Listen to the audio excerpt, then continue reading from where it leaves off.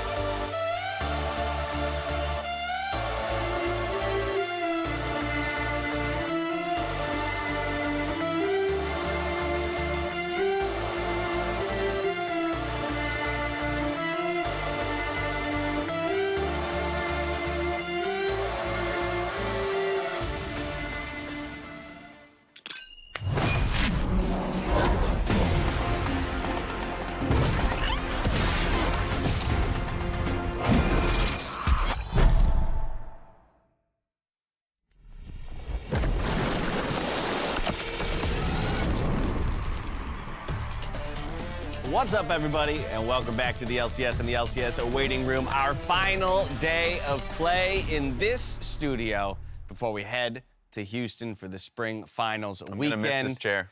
Are you, though? Yes, I am. All right, well, I'll ask them We'll if we bring can it. bring I that was with. gonna say, exactly. Set up in Houston. Maybe there might we be bringing the time. plushies, too? I hope this big Tibbers comes with me. I really do. I'll flight. see if they can pack that up and ship it out after the show today Just for steal you, it. okay? Hey, Steal it might be carry-on. Yeah, I was gonna say, just steal it. I dare Steal you it, to put it try in and your get that luggage. onto the plate as carry-on. I want to watch that TSA experience. That would be fun. No, I promise, this will fit. I can make it work. Exactly. That person in the airplane who's trying There's to make a always that suitcase that's person. way too big. Sir, are you Yeah. hiding anything in the Tibbers? No, Exactly. don't open it up! We digress. All right. Okay. Before we dive into LCS playoff news, we have to talk about the end of Split 2 of Champions Q. It has concluded, and just a few days ago, we had Proving Ground MVP Dokla and Golden Guardians Ole share some thoughts on what Champions Q has been for them. Let's take a look. My Champions Q experience was really fun. I was streaming the majority of my games, and this is the most fun I've had playing League. Low ping, very competitive games, always in comms, having fun with all my teammates. So I had a great time in Champions Q. It feels like better solo queue with the voice comm, and usually the game go with the kind of similar as a scrim. People follow the meta, people pick it for the team composition. So yeah, actually it really helps a lot. I had a couple of favorite moments, but I think the highlight for me of Champions Q was the 1v2 outplay on Summit. And yeah, I mean, he's just the best top player, and being able to outplay him 1v2 is definitely the best feeling. Is that when I got to know new people, kind of be friend with new people, understand their personality. Sometimes you just like know those people, and then the personality just mesh up. Sometimes it's bad, sometimes it's good, but it's kind of fun to play with that. How I'm gonna spend my money? Maybe I get a Rolex. Maybe I go to Rodeo, see what happens. But maybe I go to an EDC concert or something. I'm still figuring that out, but I'll have some fun with that. I might gonna use it for my vacation. It's like when I get the off season, I maybe go travel or just eat some delicious food or buy something for my parents. A lot of good options there for how they're going to spend the money. No. You No? go and you take it to Fidelity or some other investments. And you invest you, it? you open up a Roth IRA. 100% of it? Qualify. Actually, most of these guys probably are. Yeah, most of them probably are beyond Yeah. Roth IRAs. Yeah, Who all right. Well, knows? just Making too much regular. Especially if they're winning Champions Get Q on some the mutual regular, funds. you know Get what some I'm talking mutual about? Yeah, funds. exactly. Invest in I like some the index Rolex. funds, some mutual funds. fan I of like the Rolex. Rolex call. Yeah. Just a trip to Rodeo. Actually, for really, the food. I want to go to dinner with Ole. That's all I want. There we go. I like that idea. Champions Q, getting to hear from those two guys was phenomenal. I think for me, the things that jumped out to me about Champions Q are twofold. Number one of the things that Dokla spoke about, the ability for them to be able to stream it, but therefore for us as viewers to get a little bit more of a competitive, like streaming viewing experience, right? Where sometimes when I watch a pro player play solo queue, I'm less invested, but there does seem to be that just extra degree of competitiveness and seriousness to it that I enjoy watching. Exactly, because you're seeing your favorite streamers, be it like Doublelift as an example, or the top players in our league, like Summit, when you're watching him stream to like 2K people, right? Not only are you getting to see his personality, but you're getting to see him going up against the rising stars that you ordinarily wouldn't be watching in either academy or amateur. And so like being able to see players like that, Dokla we haven't seen in the LCS for quite some time, but he's been having an amazing year. Yep. Gets himself right up that position. And so like, congratulations to him, Sven, Breezy, Pride Stalker, Cowrie, like all of those players had a great time. So it's nice to be able to see it, and I can't wait for the next split coming in summer. Damn right. Another good split of Champions Q. We'll be sure to check back in with it as Split 3 kicks up in some amount of time. But from here, we must return to the LCS playoffs. First, touching base with what happened yesterday, a full 5-game series. Just a small collage of some of the reactions throughout the community and the 100 Thieves players themselves. That series kind of had it all. Like, it almost looked like it was going to be, a dominant 3-0 sweep. And so then to follow and track that reverse sweep as it happened, to end in the fashion that it did in the 5th and final game. Yes. The storylines between these two teams in terms of the fact that it was 100 Thieves last time around in summer that got knocked down into the lower bracket, ran the lower bracket, and then took the title. This time around, they're going to send TL to the lower bracket and see if they can do the same thing. My favorite stories are always the fans out there that watch the first 2 games, the severity of it is like, okay, it's over, I'm done, especially if you're European and it's getting too late, I'm gonna go to sleep. Come up, wake up in the morning, is like, what happened, right? Yeah. Because it was just a switch that was flipped. That's a good question. What happened, right? And we could sit here and tell you what happened, but we could also let the players themselves, Closer and Abadaga, explain it for us. Check it out. I mean, to be honest, game 1 and 2, I don't know what we were doing, to be honest. Like, we just didn't play like human. To be honest, like when we went back, I just said, like, guys, we are not even playing the game. If we play, like, let's just play the game. So I think we started playing the game and we won 3-0. After game 2, I was going to the bathroom. I was like, oh, man, but I really don't want to lose. And I know I, like, kind of played like the first 2 games. So I was like, I got to make up for it and I don't want to leave the boys behind. So I gave it my best and tried to let them carry me, and then I played pretty well as well myself, which I'm proud of. Like, to be honest, game 1 and 2, I played Viego and I was like, guys, like, we are not playing the game and I'm not even getting to fight. So I'm like, just take me off this champion. And then I picked Jarvan and then we won the game and then they banned Jarvan. But we started playing the game good. So I'm like, give me Viego. And we did pretty well. I mean, I can't imagine a more satisfying scenario than this. Like, inting your off the first 2 games and then coming back with a 3-0 like that to, like, stomp the team that thought they are the best in the league. The situation started and I thought it didn't look that good because I was far out of range. But then I was like, wait, they're 5 at Drake. They went there with Corki. Shen already ulted and can't, like, base anymore and match me. So I was like, what the are they doing? We have 1 more series. So Let's be humble. We will make them humble in the end.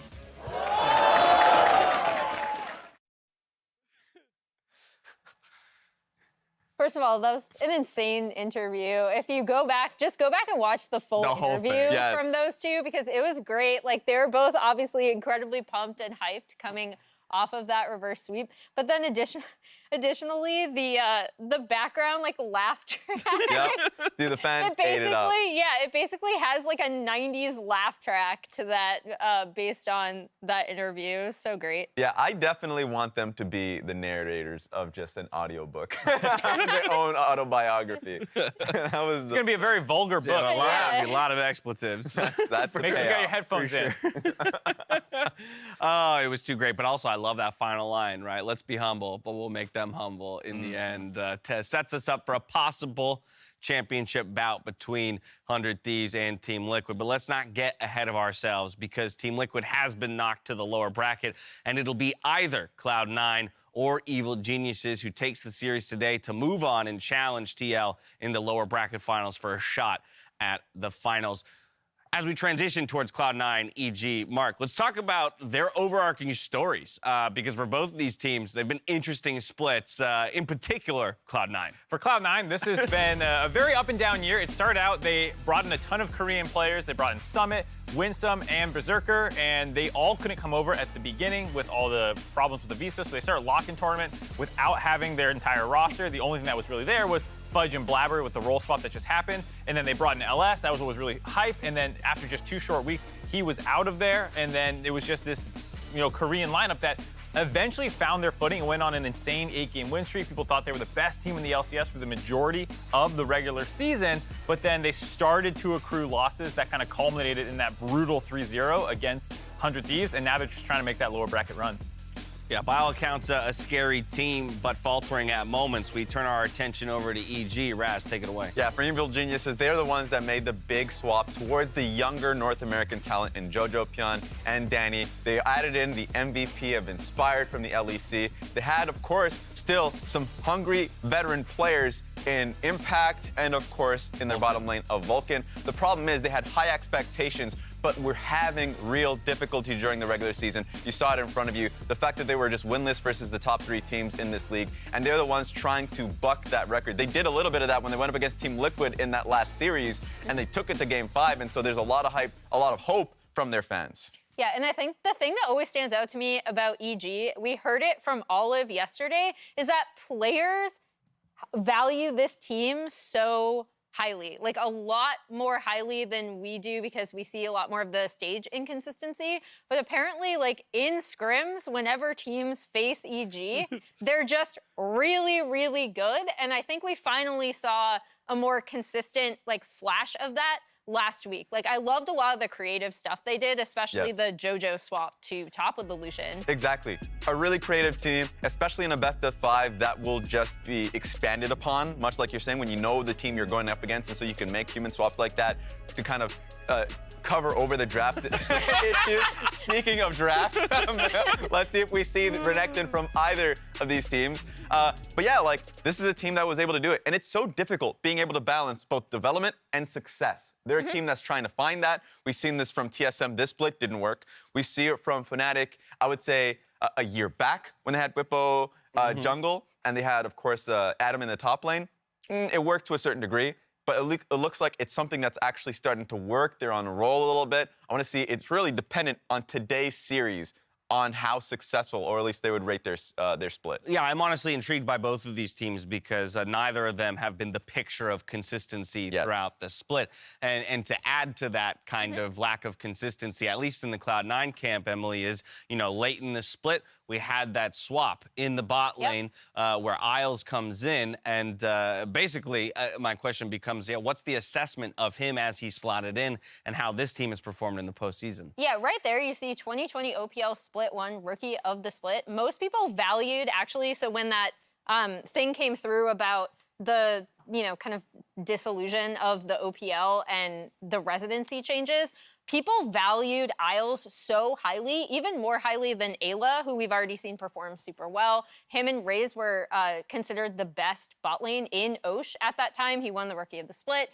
He did also, this is just a fun fact, he played with Fudge on Mammoth for 8 whole days during a substitution that they made. So they're basically brothers. Best Yeah, friends. exactly. You know, they have the instant synergy. Ride or die. I just wanted Ride to or die, baby. throw that out there. The main thing I want to talk about, though, with Isles is the fact that he plays a lot more mage supports, which means that, you know, last week we saw them focus a lot more on the 2v2. And I thought that was a really cool look from them because we already know Berserker has the team fight mechanics. I think that is one of the key matchups coming in here is the bot lane matchup, specifically Danny versus Berserker, because they both come in as very young players. They are Zoomers in the truest sense. You know, they were playing in Academy just last year. They have not had a ton of time. You can go back and look at that just a year ago. There's EG Prodigies. That's not their Academy team, excuse me. That's actually their amateur team that Danny just catapulted off of. He was playing as Shiro for a long period of time. Yeah. And he was an absolute beast that everyone knew was going to be an LCS star at some point. And now they are becoming that for their team. Yeah, and so like it's really interesting to see that kind of comparison between him and Berserker, who started in from the Academy squad from T1, and hearing from a lot of the T1 players, specifically Gumayushi, or even just like the people in that camp, talking highly about the confidence that he has, how successful he was, kind of how concerned how Gumayushi was about his position, and how happy he was that he found a spot in North America, right? And so the trajectory of these players are very similar. So it's really interesting to see them clashing today. Oh, without a doubt. And when we think a lot about, you know, what excited us last year for Evil Geniuses, it was Danny's performance and the team's willingness to kind of build and play around him. Obviously, they've also introduced JoJo, and we'll get to him in just a bit. But then on the flip side, same thing for Cloud9. When Summit, you know, was originally looked at as the primary win condition for Cloud9 and started underperforming, it was Berserker that most people point to as the secondary carry on that team. And maybe at this point, the primary. Well, even in their 100 Thieves loss, right? Berserker still had those teamfight moments where you're like, can he carry this out? Maybe, you know, like can it happen? And that's why I think focusing a little bit more on the bot 2v2 is super interesting to me with Isles in that lane now, because them being stronger initially, I know Mark brought up several times about their forward percentage and how their bot lane kept like getting shoved in. And then it was in team fights where you would see them like pop off. If they now have a stronger lane, that's just another lane for them to be able to play around. And that's why I'm so excited about this graphic right here. The fact that Berserker's CSD and some of these more early game laning stats have been increasing. They were very middling throughout the year, not because of his own skill problems, but just him and Winston were not able to get it done. And so with the swap to Isles, will they be a power point now against EG's bot lane? Because Danny's been really good in lane phase, and Vulcan is incredible when he gets outside of lane phase. And if you're just going to be sacking bot lane the whole time, that means you're letting Vulcan run over the map. So Berserker and Isles need to actually contest this bot lane of EG to stop that kind of roaming from happening. Yes, and it's a necessity for Cloud9 to have basically another strategy. Yeah, They for tried sure. this when they went up against Golden Guardians, but they talked about how easy it is to do versus a worse team. They're going up against evil geniuses that a lot of teams are giving a lot of respect to. You cannot be playing towards topside all 3 to 5 games, right? So the fact that they now have Isles who's willing to play more dominant bot lanes, mage supports, counterpick a little bit more, right? And now, if you're a Blabber who wants to play through your support a little bit more, kind of buck the trend that they were having initially where they're not playing support jungle as frequently as possible, now you can utilize bot lane strength. Berserker, who was actually performing in that series, by the way, versus 100 Thieves, is something that people are kind of looking over. Because the most glaring thing was happening top lane. Absolutely. I'm going to use my good friend here, 420 Drip Lord, to make my next transition. Your good friend. Good call. Yeah, well, good buddy, longtime friend. Who will bring the most trash talk is the question coming from 420 Drip Lord. Well, I can tell you this. With Vulcan, Fudge, and JoJo Pian taking to the Rift today, some of our fans were wondering who will bring the most trash talk. And we're about to find out. Stay here, Tippers.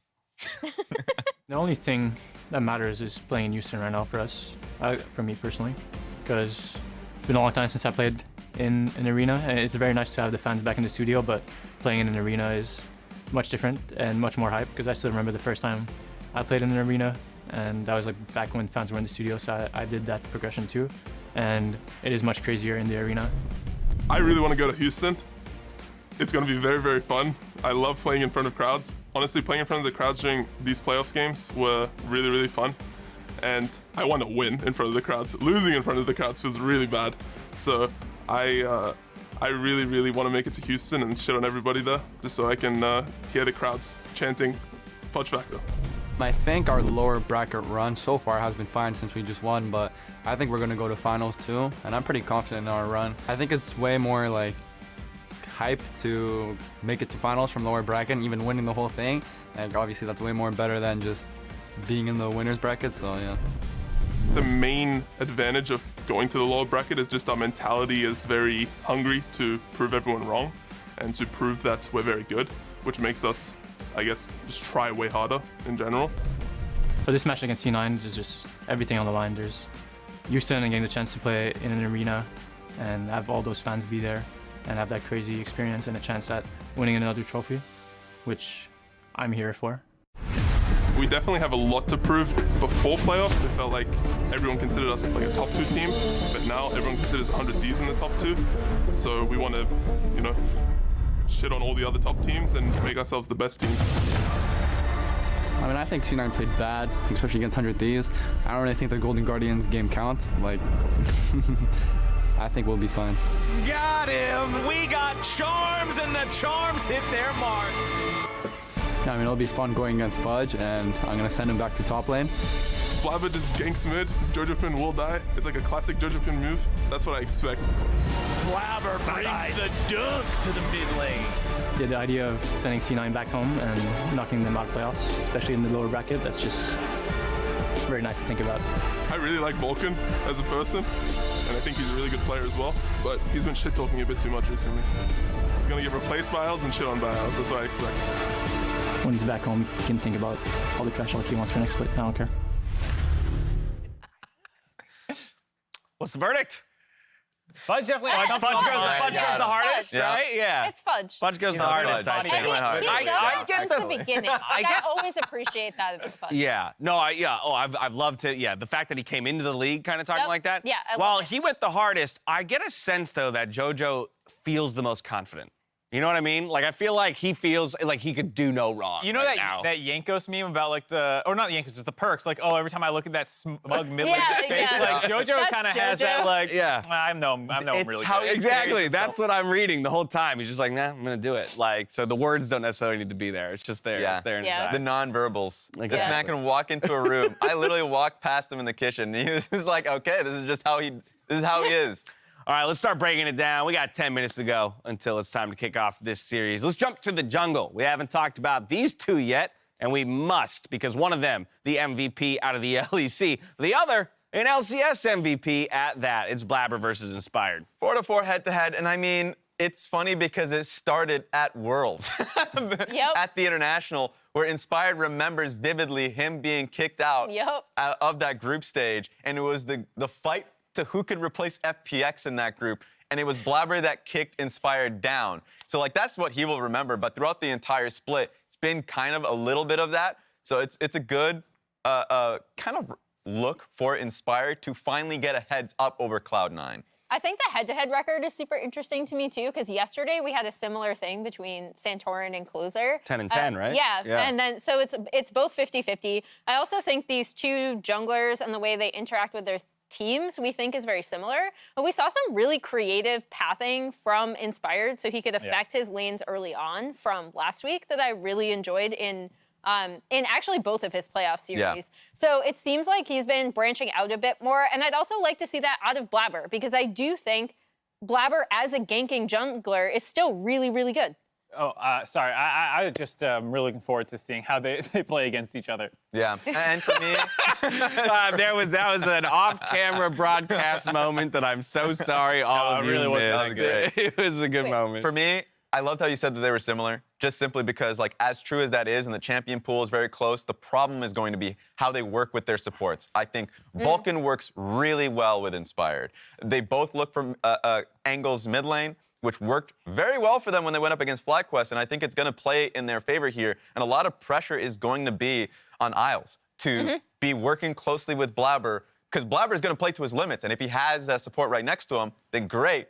Him, Fudge, and Isles are going to make an impact. Now, I'm glad we talked junglers first, because from here we're going to hop to the mid lane, and I'll re-reference the video piece that we had just watched where Fudge kind of talks about bringing Blabber to the mid lane and getting those dunks on JoJo. I think that mid-jungle duo is going to be an interesting one throughout this best of 5. Especially because how much Fudge has talked a lot of smack. There was a period of time where I didn't think he was really backing it up. Over the course of the regular season, there were times where I think you could have called him a passenger to what was going on around him. Yeah. And as someone who just role swap mid, that's fine that you're just not outright losing your team the game. And he always had a really low number of deaths and all these things. And what we needed heading into playoffs was to see him step up. And that didn't happen in that 3-0 against 100 Thieves. But then he bounced back so hard against Golden Guardians. Absolutely slaughtered them, just blew up a Blaze Olive left and right. He started taking more skill matchup-oriented things like the LeBlanc and popping off. And this is exactly what Cloud9 need now, is some other threats beyond Summit, so that you have, one, a backup plan if that initial plan That is doesn't a work. nuts KDA. It is insane. When Fudge plays well, he does not make mistakes. 100%. He was outperforming Olive in that series. And I think the meta is really working in his favor right now, because you're right, his LeBlanc has gotten much better. Doesn't need it. He can just stick to the Victor, Orianna, like, even Ryze is not becoming too strong of a pick. Like, it's still an option, but if he's able to play Victor into it, and if it's available in the draft, like, all of these things have been things he's been playing throughout the entire split. And if he's willing to bring out the Zillion, he is well in his rights to do so with the psychotic players he has on his team. So I think the meta's working for him perfectly, and this series is looking good for him. So I'm curious now how this compares to a player like JoJo, because while, yes, maybe we can acknowledge that Fudge has become a bit more of a threat and less of a passenger over time, Emily, it feels like JoJo only ever wants to be a threat. Yeah, he plays the lane incredibly volatilely. His laning is actually some of the best of all mid laners in the league. When you're talking about him versus Fudge, it was like Fudge had to learn the lane, right? He had to learn the laning matchups, but he's an incredibly smart player of League of Legends, where JoJo knows the laning matchups, has faith in his hands, and it's the set plays with EG that they've been trying to, like, integrate him into. That's where Inspired and Vulcan are so important, is setting up the map so that JoJo, especially they've been trying him like stuff on the Rise. I'd actually love to see them go back to the TF, which was a massive pick in yesterday's series. Again, with set plays so that once he gets his lane in a good state, he can roam to sides. I think that worked really well for them in the past, so I'm curious to see if that pick resurfaces. Yeah, and his champion pool is pretty massive because it allows them to, like, when he had that Lucian game as an example, and he ended up picking it towards the GP and he went top lane, like, it's strong enough for it to cover a lot of the weaknesses that they had, like I mentioned.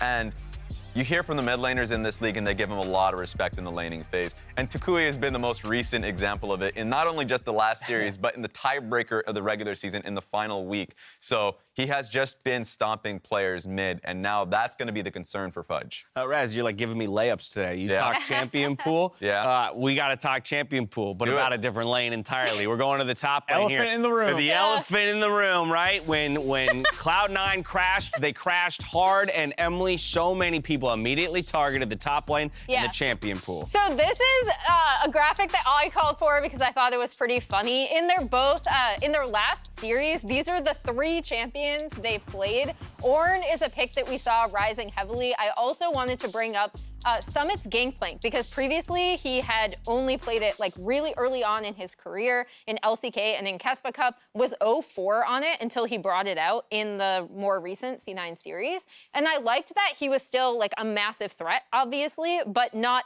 the sole focal point of the team. And I like that graphic as well, Mark, because there are 2 champions notably absent from it, and that would be the Jace and the Gnar, which was in large part kind of the focus of a lot of people's criticism when looking at Summit as a top laner in their Lost series a couple weeks ago. Yeah, people wanted to see more out of him, not just the lane dominant things. Max Waldo in an interview was talking about, like, okay, we need to learn how to win with other things, so they've clearly done that. What I like, though, is the matchup versus Impact specifically, who has been playing professional League of Legends now for 10 years. So and there's long. always someone who shows up who's the new hot young talent in North America, who's been imported over. It was Someday before. It's been... well, Licorice has had to go up against him. Yeah, people always come over. Hooney came back over. You know, like, there's been people who come in, and every single time, end of the year, playoffs are rolling around, and top die because Impact is murdering them. And so I think this is such a huge skill check in the best of 5 is to see if somebody can actually get an advantage against someone like Impact. And the one pick that I looked at there that's seeing a resurgence is that GP. Like, GP for top laners that don't need a lot of pressure has such an good early game. And then on top of that, the map pressure that you had at Summit when his GP, I was like, wait a minute, if you're playing like this, why didn't we see this GP earlier? They were just so proficient on the pick, especially with how Ornn has had a resurgence too. It's just a good pick into a lot of these like weak side, tankier matchups. So we might see this in this series. I expect that to be the case. Is he eyeing him? Nah. They're looking across the stage at each other. Staring at each other. Oh, Lordy. All right. 3.5, 2.5 to go till game time. We got to look at predictions. Yesterday, we took a look at 16 predictions, the entire broadcast team, as well as a few League of Legends influencers throughout the space. We're going to do the same today. Yesterday, it was definitely favoritism towards the higher seed in Team Liquid, but most of us were proven wrong. You, however, Mark, had nailed it. Yeah. So I'm going to look at you today. If you want to know what's right, just look at the second row, last column. Boom. You'll get the right answer. What the hell, Mark There it and is. Emily have EG 3-2? 3-2 Raz and I, 3-1 gang. There we for go, there we Cloud9. go. All right, let's talk about why it is we all sit on opposite sides of the fence here. Who wants to go first? I want to hear from... I think the go, strategic Mark. diversity that EG has shown throughout playoffs and throughout the year is something that I'm confident in a best of 5 to have different looks, different angles, different ways to attack this, where the bounce back out of Cloud9 was nice, but as other people have said, it was against Golden Guardians. That wasn't enough to convince me to change what I had seen out of EG against TL, for example. Yeah, I mean, so going into this week, I had a little bit more confidence in the way that EG have evolved as a team with a lot of these set plays. I still don't think their neutral objective setups were perfect, but in the week before, we saw like one of the best ones. So it's like, okay, can they find that consistency? And like Mark, I still don't have a good gauge of, like, I know C9 can be really, really good, but the Golden Guardian series wasn't enough for me to confidently say C9. All right. I think it's going to be super close. Okay. Points well taken. Raz, tell me why they're wrong. All right. I mean, you're talking about just what you were able to see from Evil Geniuses recently. Cloud9, the entire split. I think so many people are becoming extremely hyperbolic on how the failures of Cloud9 went across the board. they just have strong talent. And I think that they're a consistent team through that. When they went up against 100 Thieves, of course, that's an aberration. And my biggest thing was that I just thought 100 Thieves, when we saw them in playoffs, looked like the best team in playoffs, and we were right about that. And so for me, Cloud9, they showcased, I think the biggest thing on the Golden Guardian series wasn't the fact that they stomped them. It was the fact that they were understanding of their weaknesses, and they were willing to play other strategies. And I think that's going to come in clutch. You know who I want to talk to is Flowers, who has more confidence in C9 than anyone. I was going to call it him and Bobchin as the two people who are the confident. 3-0 The calls. 3-0 calls. Like, hey, you guys think you know what's going down. Good for you. For real. I like I'm a coward. the one thing I like that you called up, Braz, right before we go to stage is the hyperbolic reaction, I feel like, to that first series loss for Cloud9 in the postseason. They're doomed! Because of what they've shown us since then, and part of that related to the top lane and the champion pool.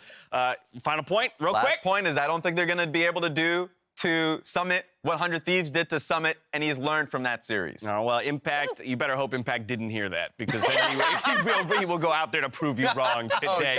That's enough out of us. We are set for an awesome 5-game series. We'll see if the teams can deliver as we head out to the arena for Evil Geniuses versus Cloud9.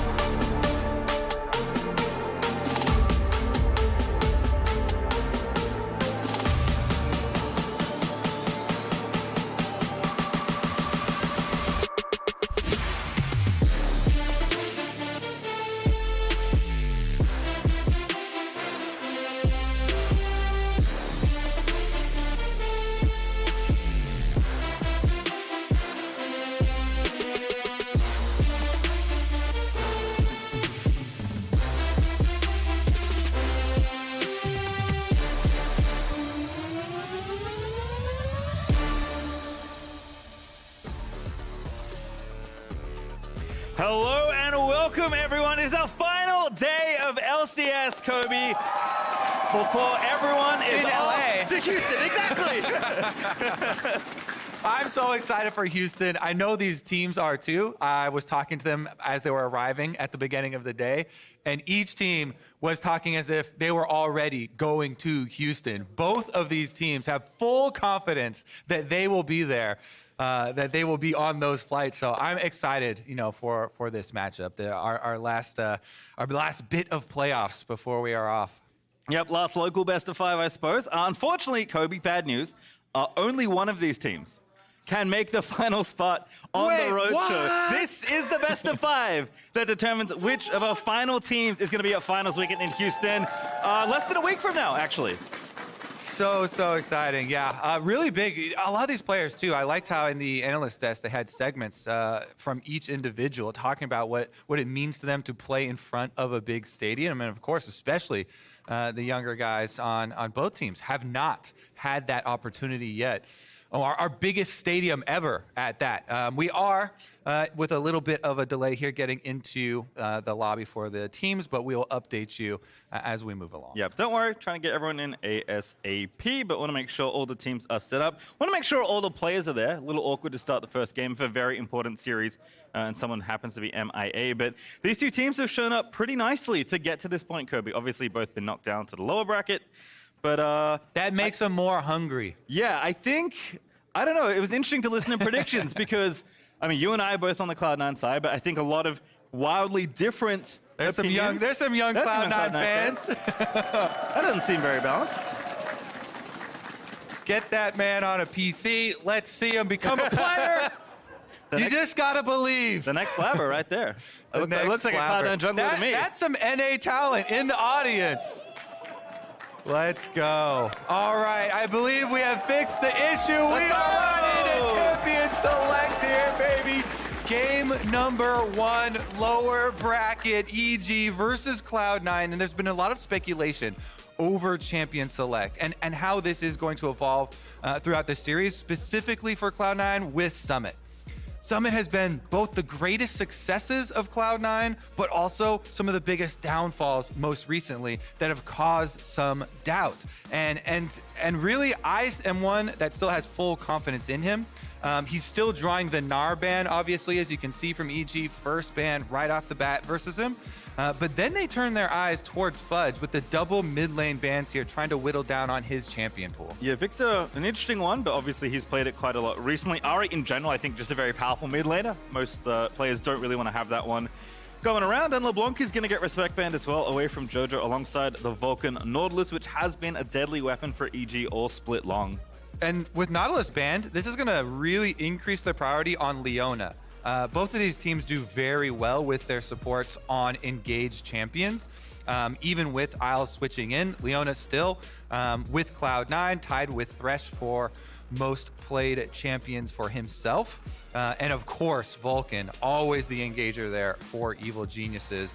Zeri will be the first pick. And Zeri actually does have a lot of good range match counterparts for support role. So, maybe we do get to see Renata. It's one of the really, really popular ones to go along with this champion. But Cloud9 can then force pick up jungle here first for Blabber. Lottely's in for Blabber. Is going to continue that trend here, as looks like Caitlyn is locked in as well. I love seeing the confidence for early Lee Sin picks too in a series.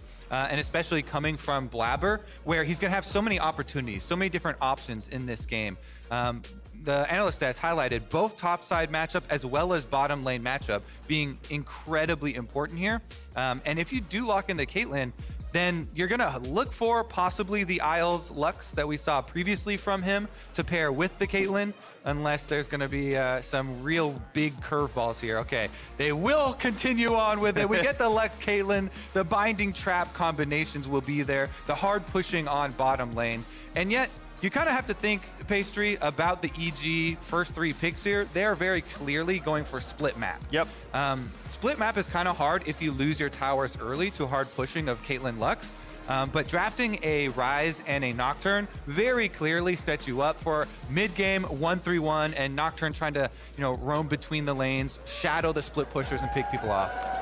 Hey, look at that sign! No wonder you predicted Cloud9. Let's go!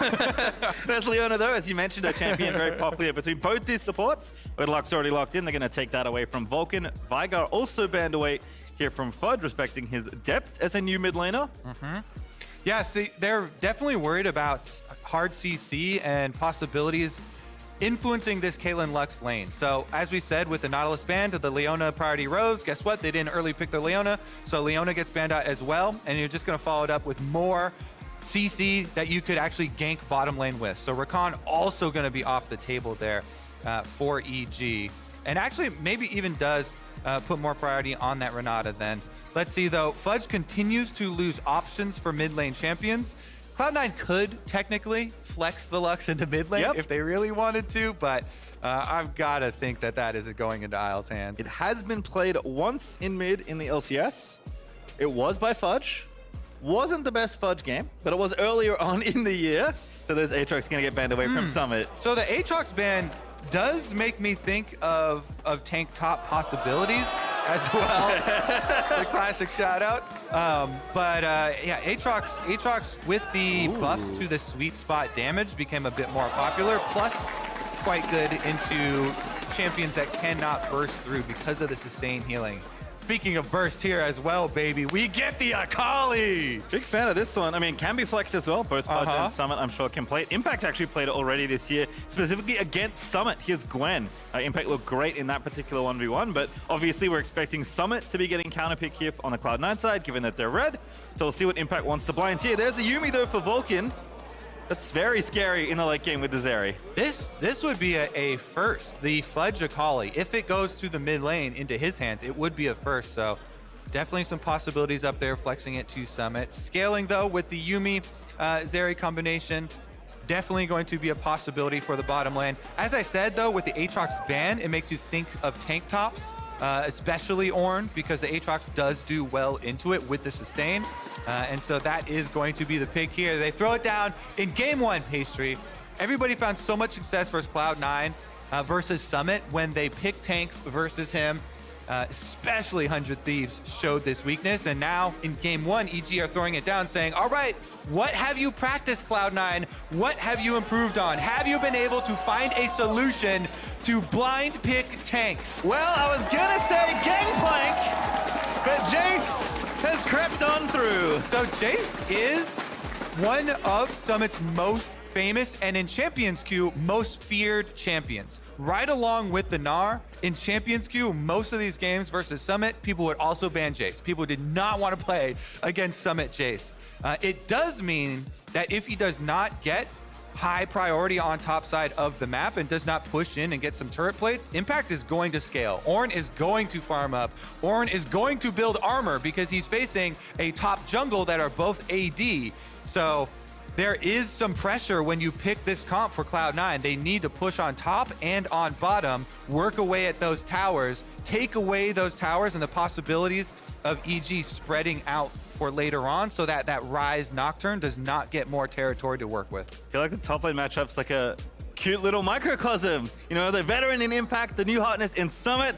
But you know what, Kobe? I just want to see how it plays out on the Rift. I just want to see tank counter picks. I want to see real tank counter picks. If you know, you know. Let's get into game number 1, baby, though. Cloud9 versus Evil Geniuses. And yet again, they dare Cloud9. What is your response to the blind pick?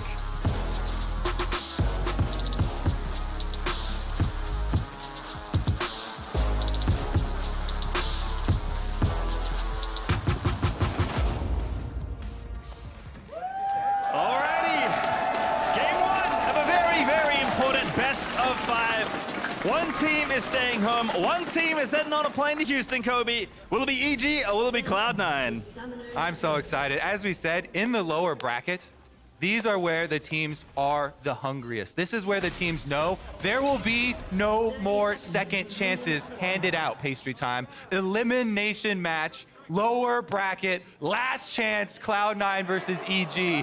Last chance to get tickets for Houston. That's actually a good point, as we do have a quick pause. I don't know how many tickets are left right now. I can't imagine as this series gets closer to ending that there will be lots of them. So if you haven't bought your tickets yet out here listening, maybe not a bad time to get involved, because you know one of these two teams is going and you already know the other two. Yeah, I was definitely referring to the two teams here, but it's also gotta get a ticket plug in there. Get those butts in the seats. Yeah, man. And we start out here with a little bit of a pause, but we will get right back into it. Again, there's so much riding on this match here for both teams, trying to get to the first stadium finals that we have had for the LCS in over 2 years in Houston. And for EG, as an organization, this would be their first LCS finals if they could make it all the way. If they could win this match and then win in Houston, be able to get to the finals.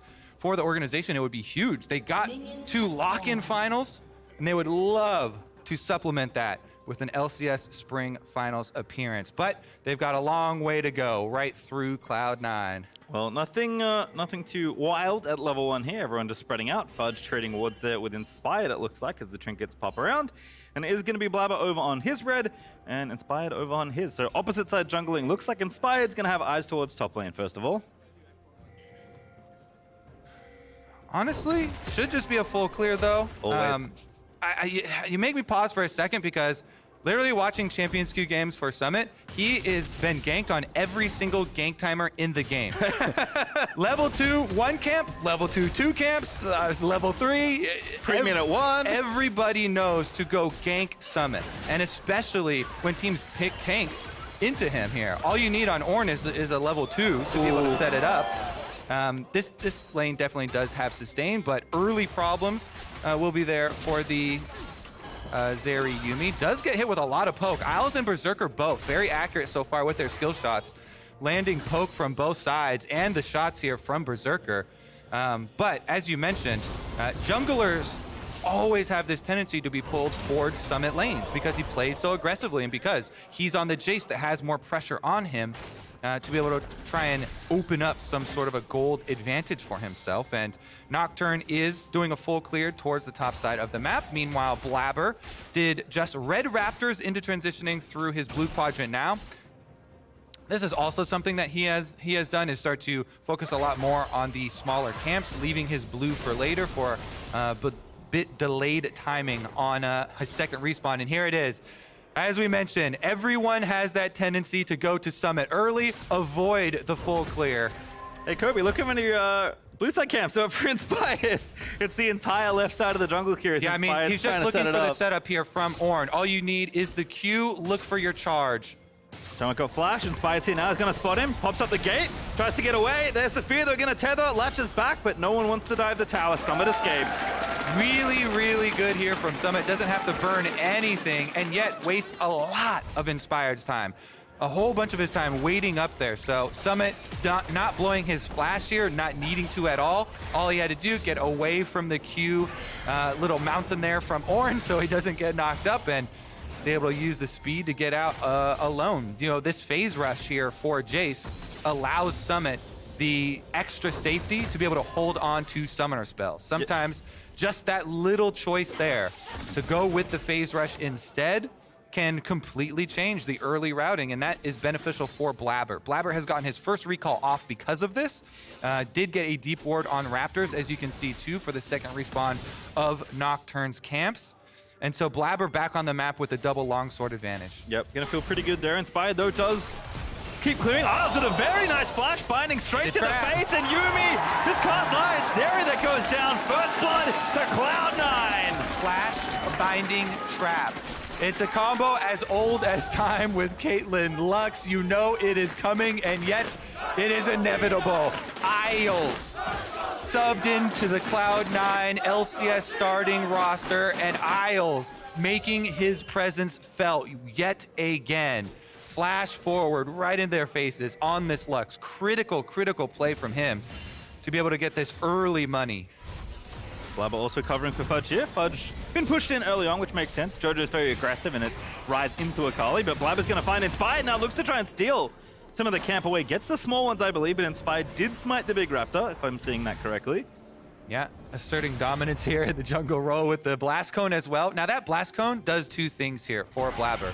It alerts him to Inspire's position, knowing that Inspired will transition down to those Raptors and giving him full safety to start up the Dragon, because he knows enemy's position as well as knowing there is no Scryer's Bloom for them to pop on him on the Dragon.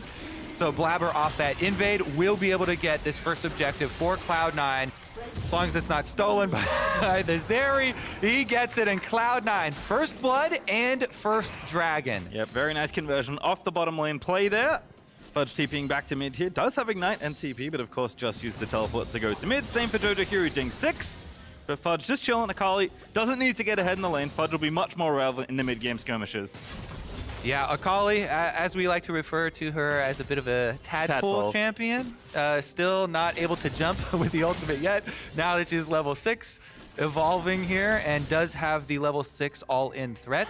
The alternator is good for burst and gives you the health, which Akali actually does make use of in this lane, because JoJo constant harassment there, so can make use of the extra safety of it. And we shall see with the level 6, even with the Merc Treads rush from JoJo, the possibilities are there. Blabber is on Lee Sin, so.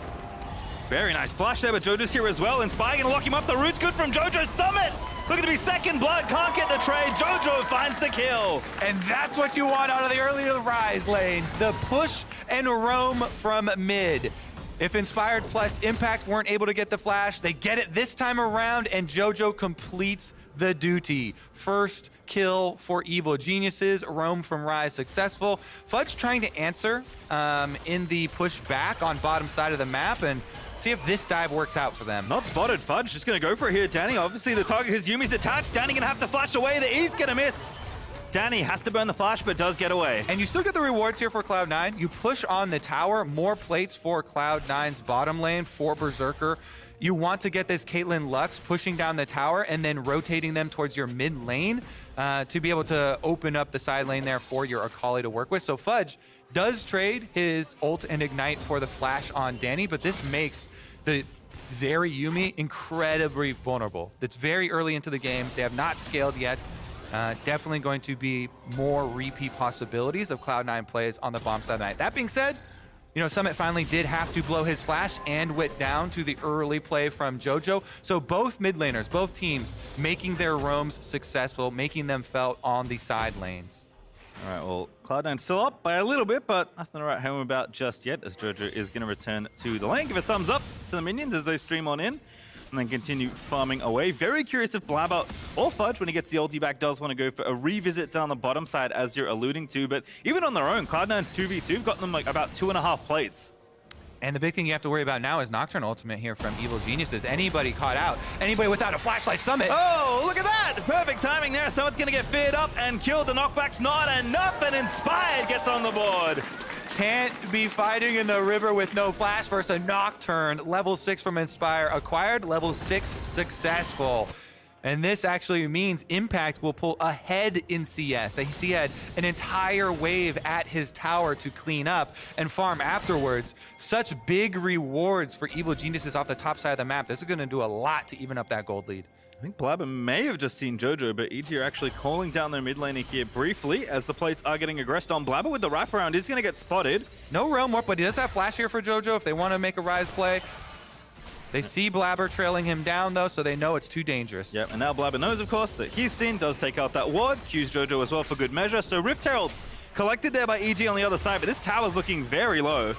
Yeah, I mean, it's going to be brutal down here. Honestly, off of the Isles play plus the gank there from Fudge, this is going to be a no-brainer for Cloud9. They will get this bottom lane tower inevitably. And for EG, it's about what could they get in exchange during that timing.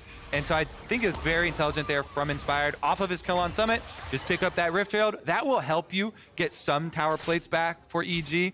But this bottom tower is almost gone already. And you know, Cloud9's turrets have basically been unscathed for this early stage of the game. Not really surprising as far as pushing on top side and pushing on bottom side lanes. Mostly going to be about what can these repeat roams do. At it again here, Summit going to get knocked up. Impact with the combo. Nice little buffer in the E, but the exhaust should be enough here, and Summit can only fight his way out as JoJo gets another. There is a reason, Pastry Time, that we mentioned in Champ Select. Evil Geniuses are confident to pose the exact same question to Cloud9 that has been posed to them for 3 weeks in a row. All throughout Super Week, all throughout playoffs. What will you do in the face of the blind pick tanks and the top side jungle pressure? And this repeat pressure up there for them, again, finds success, finds another kill for EG. They're still behind in gold slightly to Cloud9 due to the success of a Caitlyn Lux pushing bottom lane, but Caitlyn Lux does not scale as well as Yumi, so if EG can keep the gold close there and continue to scale up their Ornn items, continue to scale up their Yumi, they will definitely have a lot of possibilities later on in this game, because Yumi attaching to a Nocturne is also incredibly dangerous. When you've got long-range Ornn engage plus Nocturne Yumi, things can get scary. But for Cloud9, it doesn't matter. You can't worry about that future before it's arrived. You have to stick to your game plan. Our bottom lane, hard push, get the tower, rotate them now over to mid lane, push out on mid lane. We could keep stacking dragons for Cloud9. 1,000 gold lead plus 2 dragons at 11 minutes is a good pace for C9. Yep, and the bulk of that FTX gold lead is firmly in the hands of Berserker. He was up about 200, clear of Jojo Pion, who was the highest other earning gold member in the game, but Berserker has to be significantly further ahead than that now after getting all the plates and the solo turret gold down there as well. So he's going to move up top side because that's where EG have decided to put their duo lane. But Berserker is just going to keep on farming. I mean, look at this, even the CS difference between the two. Yeah, it's an interesting match here. You know, EG rotating out to the top side first there with a pretty long timer on the arrival of the next Rift Herald. Trying to rotate this pressure over and just leave Ornn on bottom side. Impact does have teleport. It's not unleashed yet, but does have it to be able to get to one of the towers if there's any sort of aggressive dive set up. You know, Caitlyn Lux always looking to push here. And if they don't have Blabber hovering, they might be the ones attacked. There's Inspired in the outcome, and I'm not sure he can get away. The Yumi ulti is good. Lux is going to get rooted up, but Isles is going to flash away, and Berserker gets out of there as well. Double flashes for the double ultimates off of EG. And with the previously picked up Rift Herald Pastry Time, that is going to be a whole tower picked up for EG. So they will finally be able to strike. They've got plenty of time to get all of this turret plate money for themselves and into their scaling up. Ooh, maybe not the angle they wanted. They're going to dive for it. Very nice stasis there from Jojo. Blabber's going to stay. Dominic got the kill, and he barely gets away with the trade. Jojo dies, but he takes one with him. The young NA talent here, Jojo, out of the Zonias, gets his combo off within tower range and gets the counter kill. So Evil Geniuses, they make their power play on top side. That's where they use an extra member, extra resources. That is the jungle gank for them. Of course, that one is successful. You know, they get the double flashes out of the duo lane from Cloud9, and they get the tower summit. Let's see if he can actually steal this, though. This would be a hilarious shock blast steal. Lying in wait. A little, he's sussed out with the Q here, chased off away from the red, and they will be able to pick it up. Honestly, though, the jungle play from EG, successful on top side. But then the response here, the defensive play from Jojo, being able to use his flash early and then the Zonias buying the time, very, very big for them to be able to get a counter kill. Now, he flashes away from the Lux damage, then the dive inside. Fudge still has the tower aggro, and he just barely gets his root off because the E was already on Fudge. So it is a root instead of the slow, locks him in just inside tower range, gets the counter kill. And this is not Cloud9 super sweating yet, but they are starting to worry about it. You know, too much gold back to this EG team definitely could be a problem in the future. Cloud9 need to keep up the pace. And with this tower going down, a lot of that pace and a lot of that pressure for C9, now their hopes kind of turn towards this dragon stacking, and they really need to keep it going in order to get that early soul, in order to be able to finish this game before the EG problem really rears its head. Yeah, it feels like this game very much on a timer, given the way EG wants to approach their draft. Obviously, have plenty of scaling. Danny's just parked here in mid lane up against Berserker and Isles. We haven't found the room just yet to really get things pushing, but still Berserk individually is very strong, although EG have done an excellent job, as you've said, just trading gold and making sure they keep pace. Like, all you really need to do is stay afloat. This is probably better than expected, honestly. It is just maybe the dragon stacking, as you're mentioning, but if the game holds like this, EG are going to be very happy come 30 minutes. I think, yeah, the next dragon fight, 1 minute away, is going to tell a lot. Cloud9 will definitely want early priority to set up there. Whenever you have Caitlyn Lux, this is something casters will tell you every single time you see this duo. Get to the objective first, because if you can lay down your traps and have your Lux throwing the bindings, throwing light from this fog of war of brush and early position on dragon, that is everything to you. And that is why you can see they have put all of their wards down by dragon. They don't care at all about second Rift Herald. They have everything set up there for the arrival of this ocean. Fudge doesn't have teleport, so he's going to have to walk all the way from base, but he will get there in time. Impact, though, just walks his way right into the river. Ooh, what a flank, actually. Isles Habs in a spot above it. Danny may be in trouble. Blabber going to get rooted up by the Yuumi ultimate, and there's the Ornn ulti trying to get another. They do get the knockdown, but Inspired already gets a kill. That's critical because that's the jungler pastry time. That means you have no smite for this dragon. Your dragon stacking hopes are crushed. Evil Geniuses have done it. They push down mid tower with the Rift Herald, and they can collect the rewards of the Ocean Dragon. There goes the soul, the hope of the early soul. Cloud9, though, they want to fight him off of it. Yeah, someone just going for it. Impact, though, having to face take a little too much damage, but not enough as Jojo going for a big combo, gets the Everfrost root. Blabber's going to survive. Blabber is revived now. He's heading from base. EG did not rush onto the dragon, and Cloud9 still will be able to keep it alive. No, they can do it. Yeah, Berserk is like, oh, I'll do it myself. Okay. I get all the gold, fine, I'll hit the dragon. This is an interesting decision there from EG off of that pick not to take away the dragon and give Cloud9 the opportunity here for soul point in exchange for pushing down mid with the Rift Herald there. Honestly, I think for Cloud9, they're pretty happy with the aftermath. Yes, the pick on Blabber is devastating to them, but the fact that they were able to just give up mid turret instead and keep their hopes of the early Dragon Soul alive is going to keep their hopes of this game alive. Yeah, I mean, you know, some emotional damage, I think, from Blabber going down before the objective, but strategically, Cloud9 have to feel pretty good. Getting those Drakes now on track for that quick soul snowball. I mean, that is, I think, what they're playing to here in this mid game. EG have a gold lead, but the gold lead's going to lie to you a lot once Ornn starts hitting level 13, 14, 15. I just think that it's so risky to make that choice. You know, go for the mid tower instead of going for the dragon, because if something goes wrong, you know, Blabber could just get a steal. All he has to do is get a Dragon Steal or something and be rewarded with, you know, all the power of an Ocean Soul, forcing Evil Geniuses to build some Grievous Wounds on their team, which they so far do not have any of. So we will see. Cloud9, the timer's already ticking. 4 minutes now still left on this clock. Trying to get to the point where they can have multiple items for that fight is going to be critical. Trying to get angles to be able to get inside for either a steal or a pickoff. They do have lots of poke. This is the advantage of the Cloud9 team.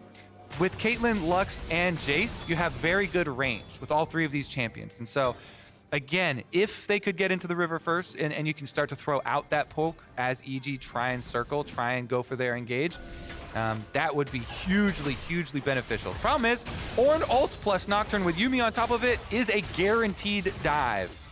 Yeah, obviously, you know, we looked at draft and said, oh, Zera Yuumi feels really good come late game. Well, Vulcan's been pretty much perma attached to Inspired here, as you can see. And Nocturne's much better in the early game than Zera is. There's now a dive on bottom side. 3v1 here for Summit. Flashes past Impact. The lights are up, but he's going to keep going for it. Ornn ulti, Yuumi ulti, everything thrown at him. And Impact takes him down again. Yeah, the lights are out, but Vulcan throws the book at him, and it hits Summit down again. And Summit no flash again. 0-4 on this Jace. Definitely a word of caution to Cloud9. This one is not coincide with the dragon spawn, so it is not going to be as huge of a deal, but it is another repeated message from EG that we will come for Summit and we will kill him. Kind of makes sense why Nocturne was maybe such an attractive pick for EG. Obviously, generally, pretty good jungler as well. Jojo currently 1v2, but not too scared of Fudge and Blabber, you have to think. also coming up as well. Yeah, it's actually a jungle that I highly recommend, even in solo queue right now. Nocturne is a very good state at all levels. It's very straightforward to play, so you too can repeat this Evil Genius's success at home. The build is always Stridebreaker, and for solo queue, it is always Death Dance second. We shall see about this one, though. Summit, again, no flash means he is even more vulnerable to the next Nocturne ultimate. And once you start to get later into the game, with your ability haste cooldown reduction, you can see the ultimate there for Nocturne. Back up again. He's level 11. It's rank 2 ultimate. Plus, with the Kindle Gem on top of Stridebreaker, you can easily repeat the success that you have already shown. 1.5 minutes, though, for Cloud9. They try and farm until this next soul. Fight for this dragon, and then hope that they can actually complete on it. Yeah, kind of gold has swapped hands a few times already in this game, but EG are sitting on the highest lead we've seen in the game. Cloud9 were up about 1,100 gold early on, and now EG have that lead plus the timer, plus the scaling they've drafted for themselves. And you see that Lord Dominic's completed second from Berserker. I do like this, knowing that he is going into an Ornn very clearly on this team. Gonna have to do something about that front line, but here's that dive pastry at clockwork. It just looks a little bit too easy. Inspired on a killing spree now. Again and again and again. And no responses from Cloud9. No change in their answers. And this one, 47 seconds left on that dragon spawn. Summit will be alive again for it. He also has Unleashed Teleport, but it just feels like it's not going to matter, like it is not going to make a difference. EG, Impact has plenty of time to go back to the base. Wait, unless he gets interrupted here, Fudge. Ooh, Fudge hunting him down. Gets Actually the gets the flash. That's good value, but as you were saying before, the advantage of what C9 have is getting into the river early and poking. Can't poke if you're late, but now they're gonna go after Jojo. The dive is there, Blabber with the kick.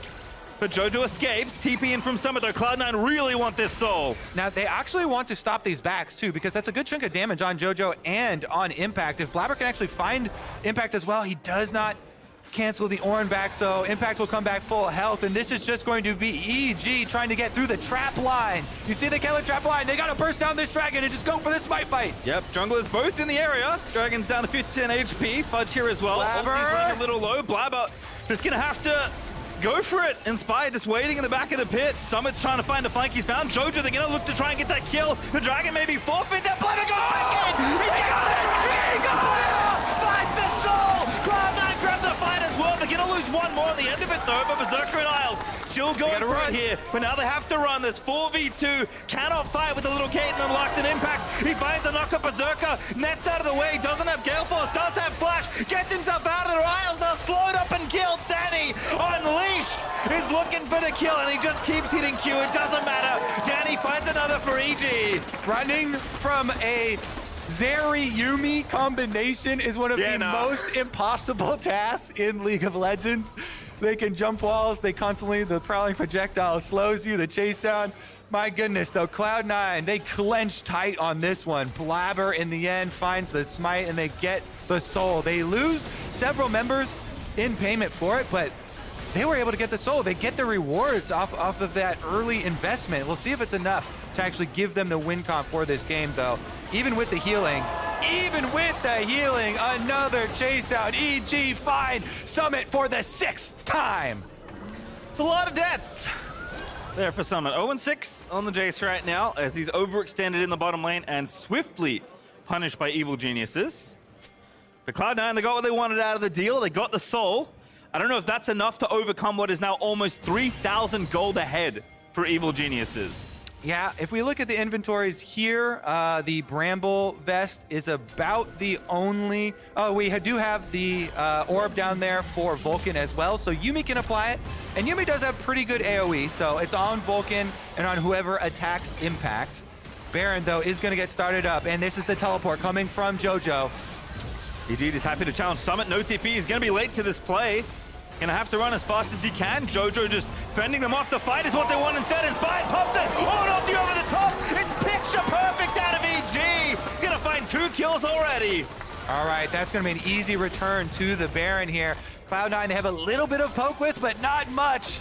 And still they're going for a Fudge, getting aggressive. Blabber here as well, but not much health to speak of. Fudge gonna get rooted up and slowed down. Trying to dash between them, but it's just not enough. Fudge trying to buy time though, trying to escape. The slow is not there, the root doesn't land. Fudge still alive. Flips away, gets the jungler. That is a critical kill from Fudge into the shroud. Danny's got the kill finally, but that does stop the Baron. Hey man, Ocean Soul does give you a lot of sustain for those long fights, and Fudge making the most of it as he kites out the entire EG team and bursts down Inspired. Inspired not giving the extra credit there to Fudge, not actually allowing for the possibility of that burst damage, and they give over the jungle kill. Honestly, the poke at the beginning here, they're focusing on the jungle. They're trying to put some sort of threat on him, trying to get them off of this Baron. Then the Ornn engage, though. As we said, Ornn plus Nocturne Yuumi is guaranteed engaged. You cannot stop that. It is long range knockup plus the dive of an assassin plus your Yuumi ultimate. That will work every single time. And yet it's about the re-engage here. Fudge trying to buy some time, trying to get them off the Baron. They do get them off the Baron, but he decides he wants even more than getting them off the Baron, Pasty Time. And you just track how much healing. He's got potions chugging plus the Ocean Soul. Able to kite out so long here, and with the E attached to Inspired, he goes for the smite onto blue buff, but Fudge still has enough damage to finish him off with the passive auto as well. We're back at it. Here we go. Another round of Baron attempts here. Blabber threatening the steal. Yeah, this is not a replay. This is back to live. Similar situation though. Cloud9 trying to fend off EG's Baron. Baron under 4,000 health now, but Cena, and here is 5. EG peeling off. Ornn ulti out once again. Pops it down the choke point. Gets a triple knockup. Baron but 3K. Blabber's got to get in there. Blabber, I don't think he can get in. The lights are out in EG. They've secured themselves the Baron. Very nicely done. This time, they keep Cloud9 out of the pit. And evil geniuses will be wearing purple on their next march. Teleported back out. Can they actually save this, though? They've got a rotation from JoJo. I don't know. It's going to be hard. Caitlyn's got long range. She can just auto-attack it down. They still want the tower for Cloud9, and they get it. Elder Dragon, a minute 30. We'll see if either team, or see if Cloud9 specifically, can get them's way out of there, because EG are now going to be sieging the entire map. We got Rise, we got Nocturne, we got Ornn. Feels pretty easy for EG to split 2 or 3 lanes with this Baron buff.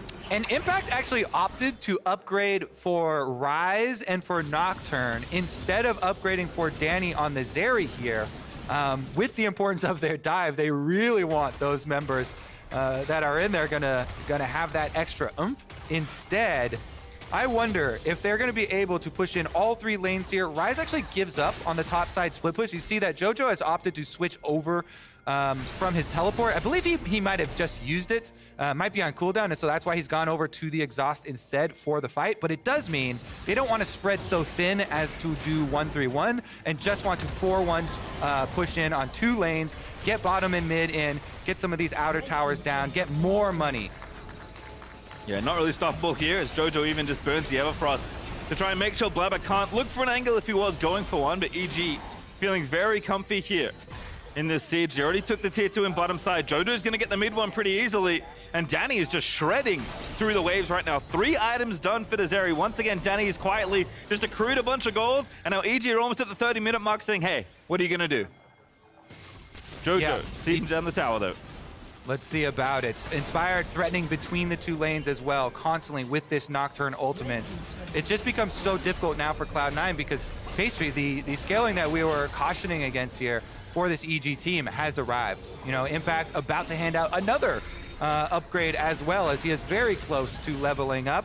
And the Elder Dragon has arrived. So after getting both of these secondary turrets, this is going to be the next step for EG. Ward up the entire blue quadrant. You see this thing is fully lit up as Cloud9 will have to arrive through some very small corridors here. It makes it easy for the Ornn combination to line them up. Blabber's going for the play. They're going to try to get Jojo. He's pretty tanky though on the rise, and the Ornn ulti, and the poke's just going to get Isles killed. And now they dive in. Inspired with the final chapter over the top. Blabber's going to die to the double, make it a triple there as Inspired picks up the next one, and it's now a 5v2, make it a 1v5. It's only Fudge left alive. EG might not even need the Elder Dragon now. Nope, they can end the game. Pastry time. Evil Geniuses, game number 1 versus Cloud9. Elimination set in the playoffs, and they're running straight for the Nexus with their Baron empowered minions. Feels like everything according to plan. Let Summer play the Jace, play to scale, and then just play the game out beautifully.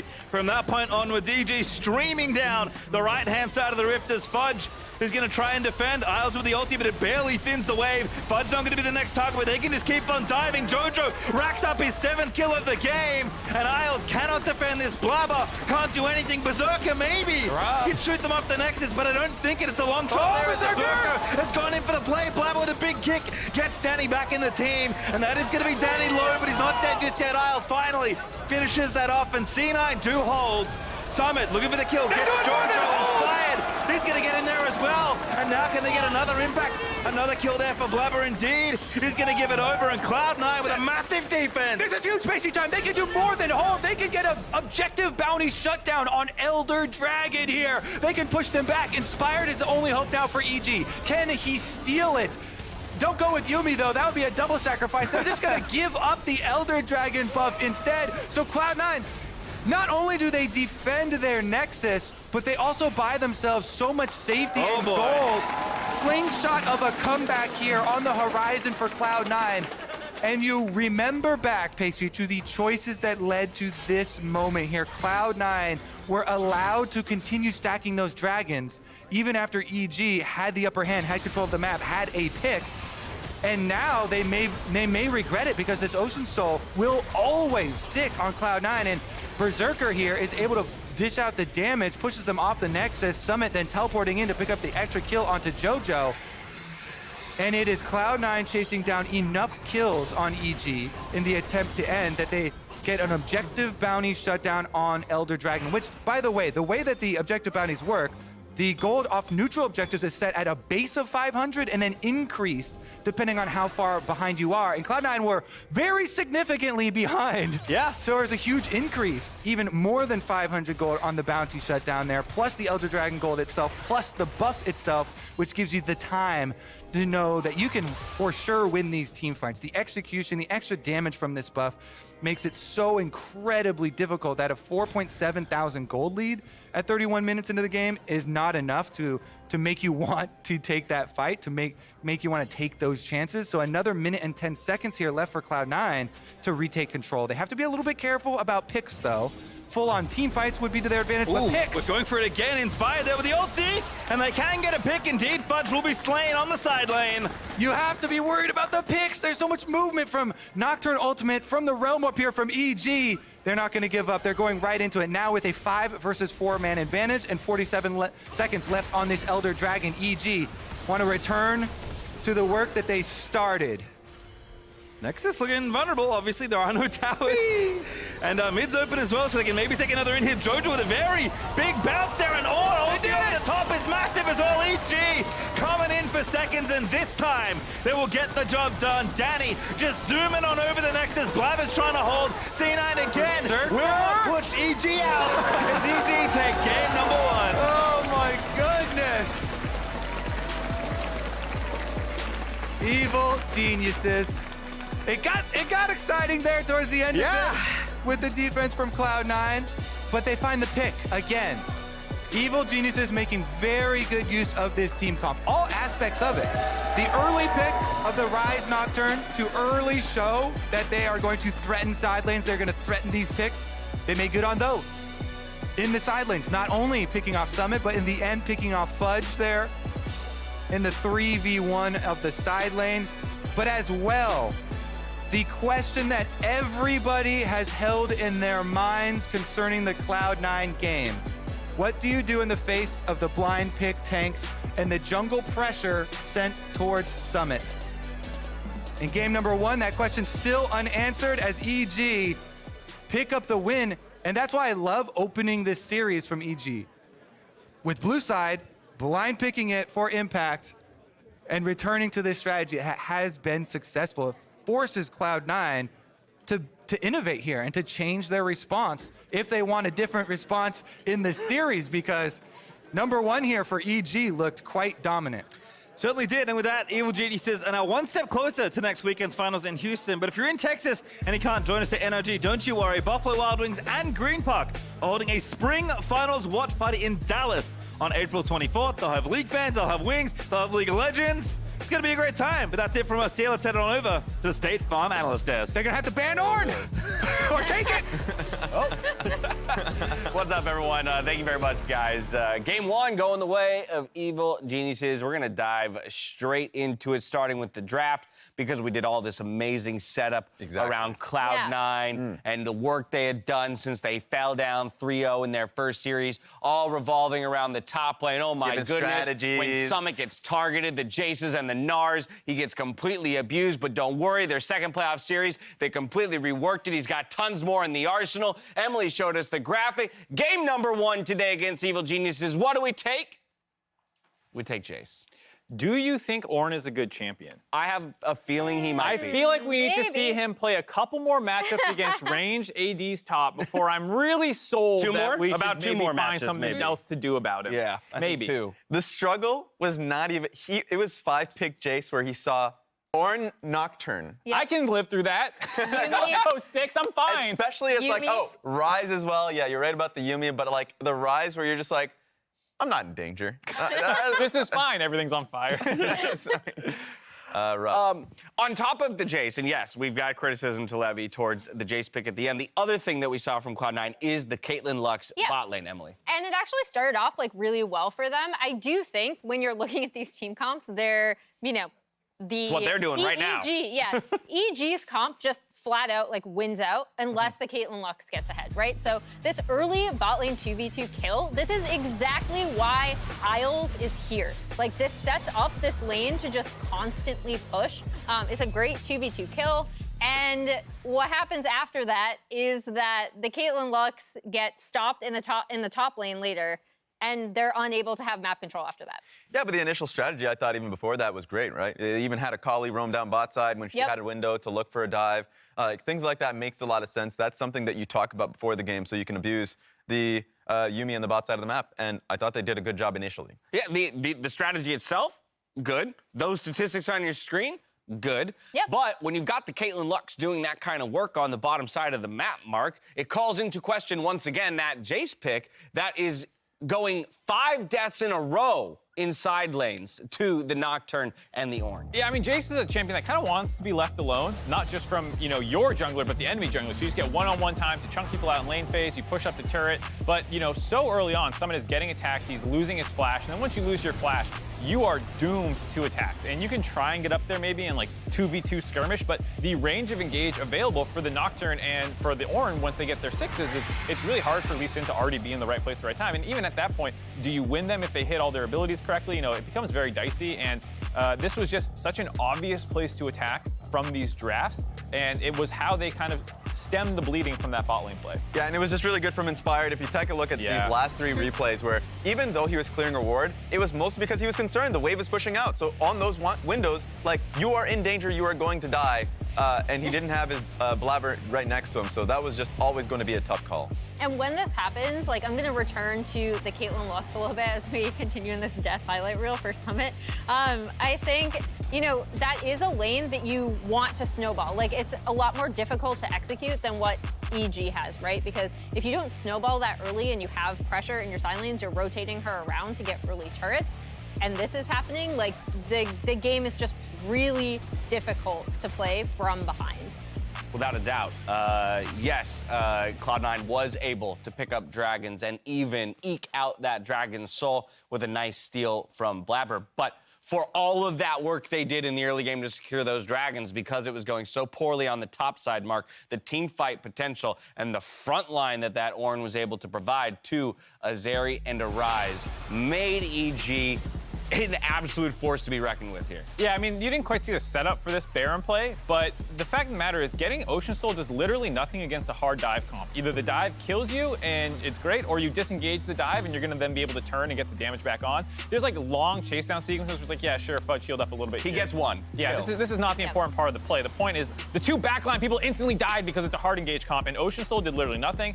Caitlyn Lux does give you a lot of Drake priority, which, you know, C9 stacked them up. But the rest of the draft, it's so frail. There's no peel. There's no way to survive dive. It's like all damage draft and Elise Sin. It's like you're gonna die if you don't slam this game, and they did not get nearly enough ahead. So does your opinion change if that Jace just becomes another champion? Like, are we good with everything that Cloud9 brought to the table except for that 5th, pick addition of the Jace to the composition?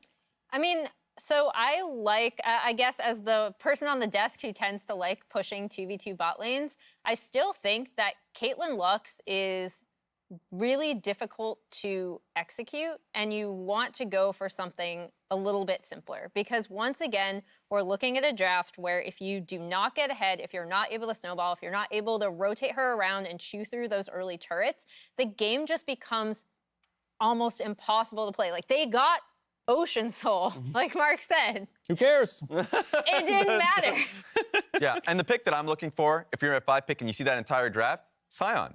Like, I do think that the risk does become you start losing out in damage because you have an Akali in your draft, and I think that's probably where they were a little bit afraid. So first of all, I'm not even that big of a fan of Akali most of the time.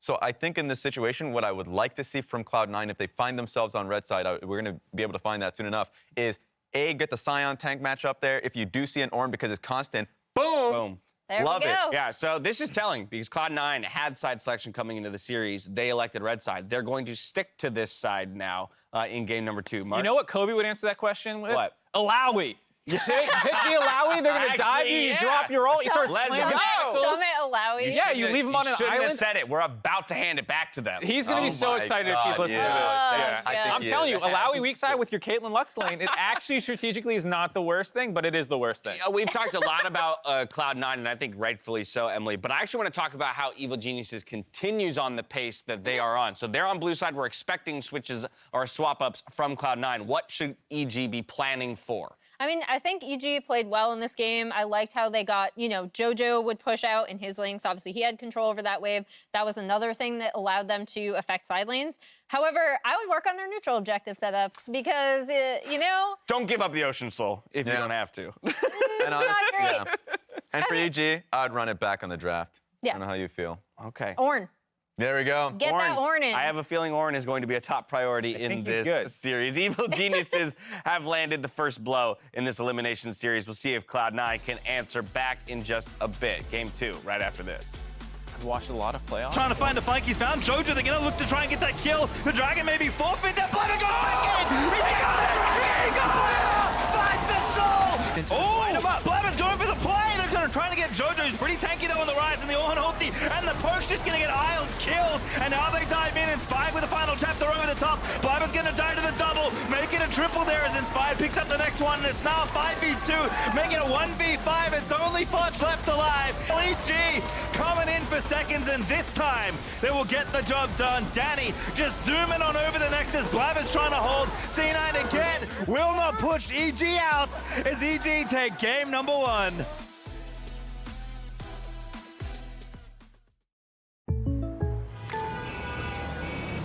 What's going on?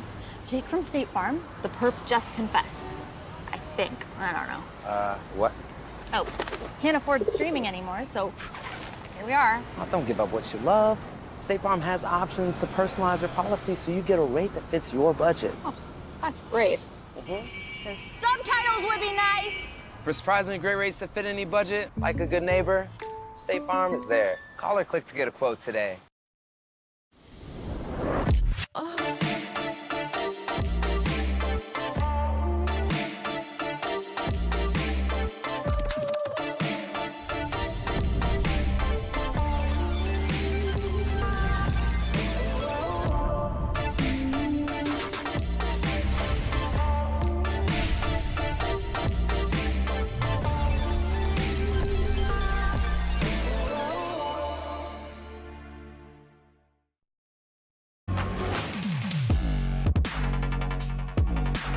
This is the sort of pride that gets you in those big moments, allows you to take down giants.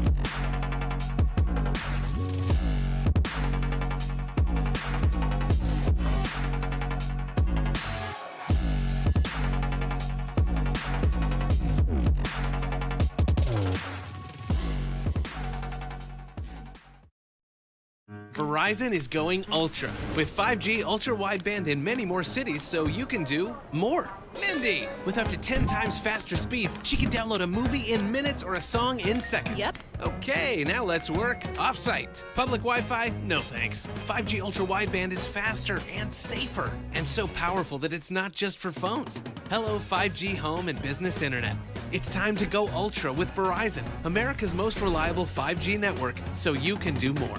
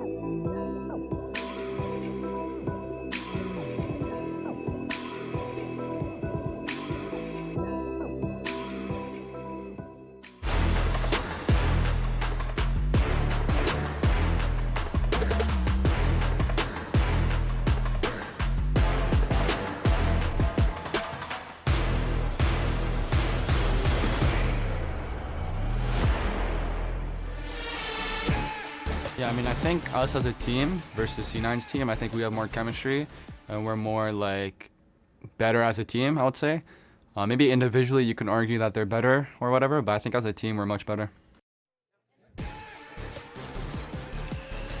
You know what, Kobe? I feel like Jojo might be onto something there. That was very much individual lanes trying to skill check the enemy versus EG being like, yep, we picked Ornn and Zeri. Good luck. It is a team game. True. And so that means when you combine all 5 champions, the comp is really what's going to matter later. If you make any sort of mistakes, and Cloud9, they definitely put themselves in a position, like you're saying, where they have to outplay all over the map from the beginning and not give up any gold to EG, and they were unable to do that. And EG, just rightly so, pushed right forward, stomped them basically in game number 1, and they have no reason to deviate from that path. So I expect another blind pick tank from Evil Geniuses if Cloud9 do not take it away or do something about it.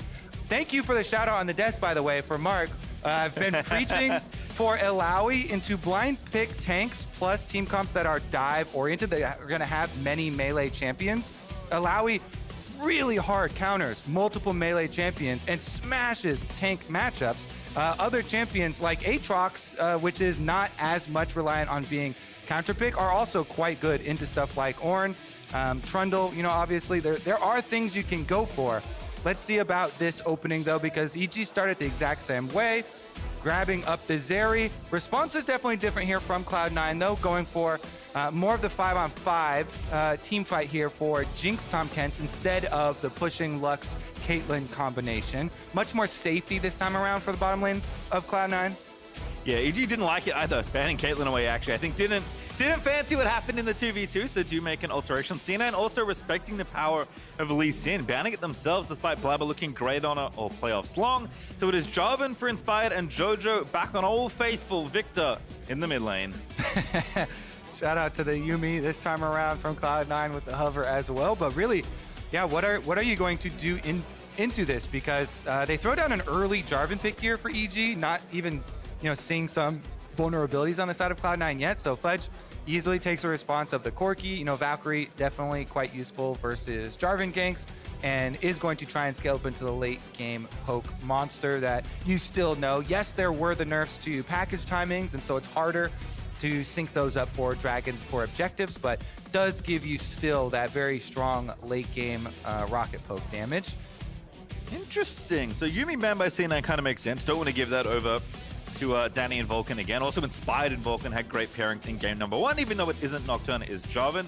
But Jace actually going to get banned this time. I thought Impact and EG handled Summit perfectly in game number 1. So interesting to see that they want to continue to respect the Jace here, banning it in phase 2. Yeah, I mean, it is a bit different when you have Nocturne versus Jarvan, as Nocturne puts tremendous threat on any aggressive matchup that wants to start pushing out like that, and we saw constant Nocturne punishments. Jarvan, though, is also quite good, just doesn't have as much of a range of punishing those side lanes, so they've still got their options available. Little shout out to LS from the Cloud9 side, though, for the possibilities. Okay, there's one of the champions I mentioned. The Trundle is locked in even before the super tank is shown, though. Currently, the only tank is, of course, Jarvan, so it's a bit early on the Trundle. It's a little bit of a preemptive Trundle pick. I still support it, though. I think Trundle is, regardless, a pretty universally good champion, very good at taking down objectives, does scale well regardless. And Cloud9 this time around very clearly are looking for more scaling and more team fight. They've got the Jinx Corki carries already locked in for themselves, so they wanted to be able to even shred whatever EG frontline starts to come their way. Pillar feels pretty decent against EG's carries, especially their mid laner. Obviously, Zeri can be frustratingly mobile. Yeah, actually sucks against Zeri because she could jump through it. She has her jump. And she can fire her laser through it as well. Oh no, the anti-combos. Hey, look, it's on. Yeah, big surprise, Facey time. The blind pick tank was surprised. You have a weird surprise response. Big surprise, though. The question that we said and we posed in game number 1 was not answered sufficiently. So EG are like, great. If you failed the test the first time around, we're going to give you the same test. How do you like that? What's your response? They did early lock in the Trundle, though. So they do have options for later shredding it, the resistances for team fights. Plus, giving Summit the Camille does have a lot of options for roaming around. If the Ornn is just going to soak the waves in side lane, then the Camille gets first move, and Camille has very oppressive chase down, can have ganks on other lanes as well as a top laner, and has the true damage to come through off of second Q. So it is an adaptation from Cloud9. It's not as extreme an adaptation as I theory crafted, but we shall see if it does work out in this one, because EG, you know, JoJo, even when he's on the Victor, he will push the Victor side of the Corki Victor matchup harder than any other mid laner that we have seen, because he takes Scorch, you know, and he takes all of these early game runes to do it. Plus, I am on the side of the Victor matchup early. Is already the better side of the classic Corki Victor matchup, even though they both scale. So I want to see specifically this time around actually moving the magnifying glass from top lane to mid lane and put it on the young NA talent EG with JoJo in his first playoffs in the LCS on Victor. What can he do?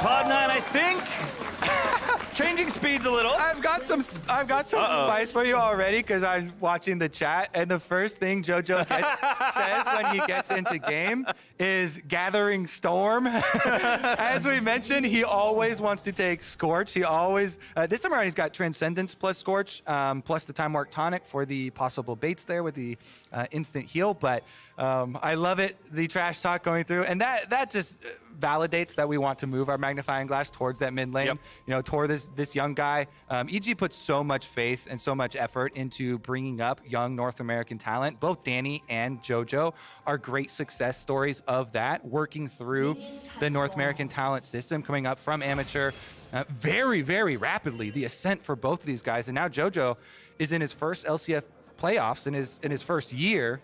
And it could be the organization's overall first finals if they could make their way all the way to Houston and win there as well to get to finals. It's just such a tremendous pathway ahead of this Evil Geniuses squad. And since they've opened up the series with a Game 1 win, they're feeling quite confident with it. Summit, though, going in to check and just get a little visual confirmation that there is a top side start for Inspired. So it's interesting because he does not drop his Trinket Ward. I'm a big fan for top laners getting that Trinket between Blue and Gromp, but he does basically that by getting early confirmation that Inspired is starting on Blue.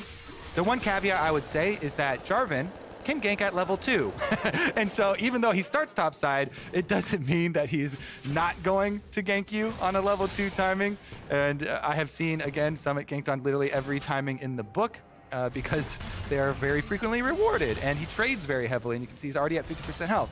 As you already can see by the minimap, though, it is going to be just the normal clear here for Jarvan away from top lane.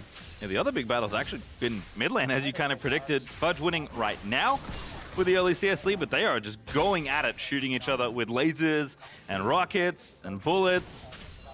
So definitely potions ripped through. Inspired actually going to be spotted here mid lane, so Fudge should not fall prey to this attempt. Is level 3 as well, so now extra safe with Valkyrie skilled up if he didn't have it already. Yeah, and Valkyrie costs a lot of mana too. So even if you can force the Corki to Valkyrie, 100 mana is nothing to shrug off in lane phase, where the Victor, again, that side of the matchup, I feel is the aggressive part, as Fudge actually jumps on in on it. Ooh, it's aggressive! Nice. Just gonna force the flash. Blabber's here as well, just gonna walk on in, put up the pillow. Oh, he's going flash! Fast blood from Blabber! The chomp from Blabber here. And it is Summit! Oh my god, what a flash from Impact! It is set up by Fudge. We mentioned the mentality of these two mid laners. We mentioned this rivalry that has been brewing between JoJo and Fudge. They've been trash talking constantly. JoJo saying he's gonna send Fudge back to top lane. Well, Fudge with that Valkyrie Fossbomb trade and forcing the flash just sent JoJo back to the fountain for a brief time as Blabber came through on the response gank after Inspired was the first one there. It's just really well played with the information from Cloud9. And again, they've both got wards. You see those 2 wards? The blue one expires. So critically, the EG information is gone now, and Fudge knows this. He goes in, he gets his Frost Bomb trade. There's no flash now for JoJo, and Blabber says, you can't even walk towards your tower with the W move speed. That W from the ground there gives him the move speed to get in place for the pillar, and the flash chomp makes good on the trade. Just very good coordination and use of information manipulation here by Cloud9. Fudge says, hey, their ward just expired because our trinket was later in the river. It saw that ward expired. Come over to mid lane. I will go for the aggressive trade on him. He Valk Frost Bombs to force the flash out of JoJo. And because the ward had expired, JoJo was walked back into mid lane. It's just really, really nicely done with the small timings and those windows that are afforded to you by paying very close attention to what information you have as opposed to your opponents. And a much needed response from Cloud9, Pastry, because game number 1 going so heavily the way of Evil Geniuses. I watched yesterday. I want another game 5. Oh, absolutely. I will be very upset if I leave today with any less than 5 games. So I don't know who can arrange that, but I'd love it. We'll see what happens though. Fudge did not take kindly to Inspired ganking him when the cannon was low. That was a good timing, of course, but Fudge losing the cannon means that he's the rage overtakes him and he goes for JoJo, and Blabber cleans it up nicely. There is 5 people in mid lane, but Fudge just guiding the wave in. Not too much health, so C9 just going to get a little bit aggressive, make sure this wave moves on in. And oh goodness, they're actually going for the engage. The knockup, I think, barely missing from Isles. And now the counter gank here from Inspired. Vulcan moved up as well. Flashes in, gets the slow, gets the root. Blabber in so much trouble. But Trundle's pretty tanky, not tanky enough. JoJo gets his own kill. It's funny that we were just mentioning yesterday's series, Pastry, because mid lane minion waves were a war that was fought over yesterday as well. And it is, again, the case today. This time around with no flashes on any of the members. There were so many small things in that attempt to push that led up to this counter from EG. Yes, Cloud9, Fudge is low, so they call 3 members to help him push that wave in, but you saw JoJo use his gravity field on the 4 ranged minions. And 4 ranged minions is enough DPS to push and hold a freeze anywhere, even with the early arrival of your minions. So they knew that they had to push past that gravity field, and that caused Cloud9 to overextend. Blabber had no flash, so he got chunked out. Summit low on mana, but definitely winning the 1v1 right now. Impact holding on as far as CS goes, but obviously Summit has the run of the 1v1 with no jungle attention. Plus, with no extra attention towards topside, Summit finally gets a lane where he can fully abuse his advantage. And he's got a cull on top of the possible dive. Level 6 on, but pretty low hit for Impact. Great double knockup. Here comes the on horn, and there's someone coming in. He dodges the ulti and gets the 1v1 kill, and he gets out. Beautiful stuff here. Very easy to use your immunity frames but don't there. be greedy. Yeah, finishes off the extra minions, and let's see how the cooldown on hookshot is looking. It's up. Summit's like, yep, I'm chilling. He's hiding. All right, can't hide. Summit, Precision Protocol buffs, and Inspired's going to finish this off. Jungler gets the kill, yep. Inspired takes the gold. It's funny, Pastry, after every successful Cloud9 move this game, there has quickly been a response from Evil Geniuses. And although it is less flashy, it is equally, if not more, successful because the EG counter push always results in some minion advantage as well and leads to a very marginal gold lead instead for Evil Geniuses, despite the successes that we have seen initially from Cloud9. Definitely not the same time of this game, though, that the last one had, so C9 can lean on a more even game here in the earlier stages, but obviously you want to get Summit as much space as you can. You want to maybe get some pressure here on Zidane, but I don't think he's particularly unsafe. Zeri even just playing up with the wave, knowing Vulcan's coming back. And actually, Danny's going to go for it there. Just lets it rip. Isles is going to have to back away. He does get out safely, but Danny still shooting. Berserker low, forced to burn the heal. Danny just firing away. Pretty good health chunk there in exchange for the all-in. It does time out the ultimate now while Blabber is around. So I wonder, there's a slight possibility there's some sort of punish mint on the bottom side, but again, there are all summoners available on Danny, and Zeri has many options to deal with terrain influences, so shouldn't be very vulnerable. I do like just using the ultimate for big chunks of health there. If you know you're not actually going to go into a Dragon or Rift Herald fight, just getting your priority on lane, forcing the Cloud9 duo back, knowing that they will not be able to transition up to the top side first. They're actually keeping them pinned under tower while Blabber and Fudge move in response to this Rift Herald, which they've got a ward on. Ooh, the whole 2v2, time. Blabber gets knocked up, the Chaos Storm is dropped, and Jojo finds a kill. Fudge barely able to Valk out of the way, inspired low but not dead, and that's a free one. Yeah, it is a free one, Pastry, and it happened so fast. I was so surprised there that they just walk right up to the Jarvan combo with Victor there. It's so effective if you can just EQ out of the brush and have the Victor damage right on top of it. Blabber just gets annihilated before there's even any response. Nice little ulti there for Summit. Dodges the incoming impact charge. Summit, wants to trade more, but knows that there are more people in the top half of the Rift, so not going to overextend. Yeah, they've still got this ward that lets them know, okay, the Rift Herald has been taken, but there's nothing they can do about it this time around since they just walked up and got comboed previously. And plus with your Rift Herald recall, he's going to get out and reset extremely quickly back to the bottom side of the map. So no dragon traded. There's no extra, influence here given up to the side of Cloud9 from EG. And EG just, again, slowly plodding along in this game with Rift Herald in their pocket, plus the marginal gold lead off the 2 kills for Jojo Pyun. And by the way, since it's Victor, I always love mentioning this, that it also accelerates the upgrades for your Hex Core, which are critical for this champion. It's a champion that does scale, and that scaling is always the part that is highlighted. But to Jojo's point of taking early game runes, it actually does have a big influence if you can take early game runes and get takedowns with them, because it actually further accelerates your scaling with your Hex Core upgrades. So both of the kills going to him. He's definitely happy to be involved in that early action and be the one getting paid. All right, it is the long con here, but that package there from Fudge is going to have to be burnt. Vulcan appears at the perfect time to blow that cooldown, but Cloud9 are going to get the first dragon unless... Nope, nothing going on. Blabber gets it.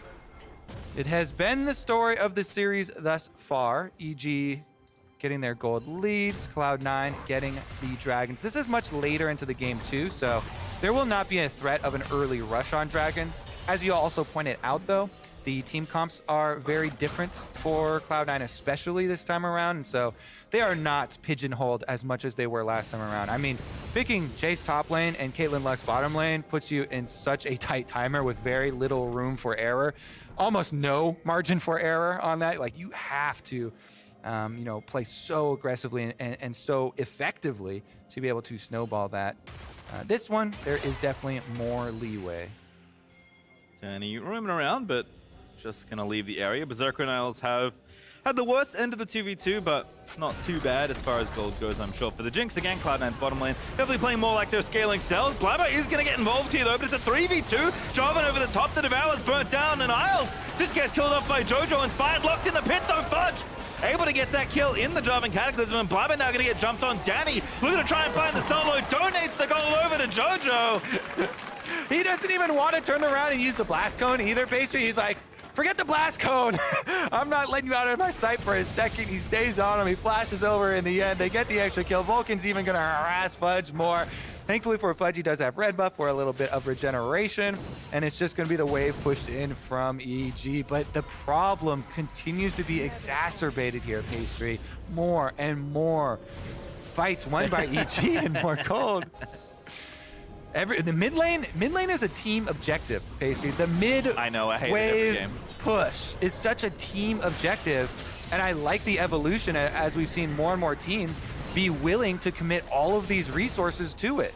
I like this as well. Popping the Herald, a little late, but find a perfect time for it.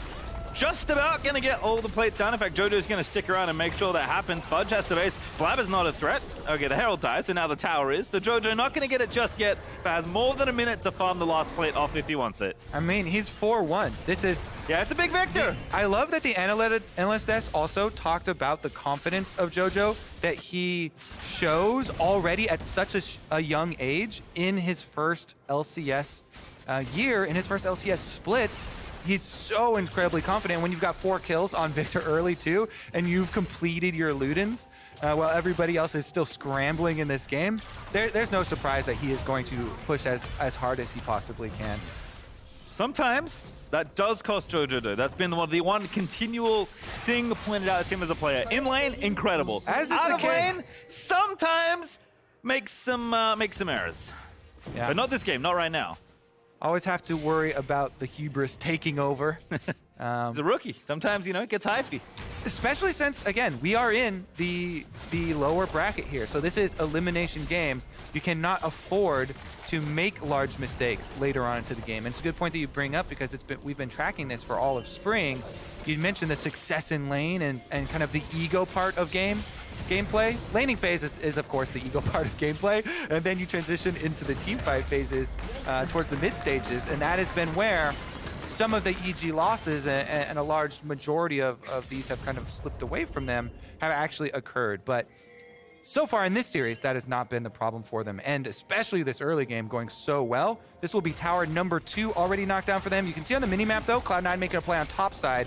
They sent Blabber up to Summit to try and trade on top side tower.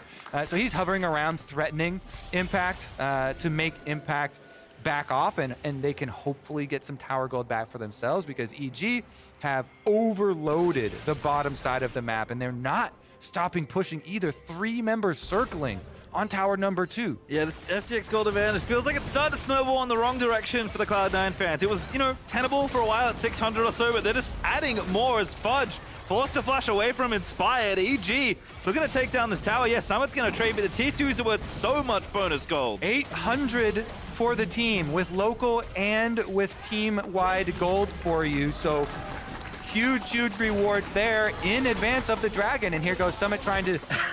Ooh! It's going to be close. Impact has to just stand there and take the pain. 1v1 Summit, they're not going to be able to get it. It was awfully close. Summit burnt the flash as well. Impact also flashed in that play. But Impact does live. That's the important part. They're trying to add some more hype to the player. They're like, oh, do you know? Yeah, a little jump cut back in. Getting a little low. Maybe he went for the dive. It is the flash, though. It was flashes traded. I believe was the off-screen trade that we did miss there towards the tower. And in the end, I honestly think that is actually detrimental for Summit. A flash for Ornn, not the biggest of issues. Impact is definitely one of those seasoned players that can get off like flash charge plays. If someone's too close to a wall, we'll punish them. But for the majority of the time, I think flash on Camille is more threatening for the pickoff because Camille here is picked in order to kill either Victor or Zeri. Getting one of these carries isolated. And in this case, your eyes are on Victor. Victor is the super fed carry for EG. They need to get him down if they're going to make much headway in these team fights. Again, though, EG continue on giving up dragons. They are unperturbed by the dragon stacking for Cloud9. This game is much further delayed, so also very reasonable in this one to give them up. Yeah, getting extra gold as well. They got the Herald, which presumably will turn into some gold. Danny gets actual gold into his team's pockets, taking out the outer tower here in top lane. And EG maybe looking for something here in mid. Lasers thrown out, but Berserker and Isle is going to be A-okay. It's a very interesting strategy that we're seeing repeated by the evil geniuses, and it is pick some scaling options, not all scaling, so that we have somewhere to work off of. But with those scaling options, the Victor, and the Ornn, we're also trying to get gold objectives early, not dragon objectives. Because dragon objectives have to peak earlier, and you have to fight on the soul to be able to actually accrue it. The scaling picks, if they get gold early, then you can fight them off of those dragon soul fights. Yeah, this gold advantage is getting out of hand. Berserker ate a massive laser out of Jojo, who's 4-1-0, careening towards item number 2. Couldn't defend there with the Rift Herald number 2 taking out the tower. Danny's back in top side. Yeah, Summit's pressuring the side lane, right? Like, he is very potent in the 1v1. With free time on the towers, can take them pretty quickly, but Impact just doesn't care. And some of the problems that Cloud9 will probably begin to face here now are that even though they have a Trundle, and so you think, oh, we can Trundle ult the Ornn and play front to back.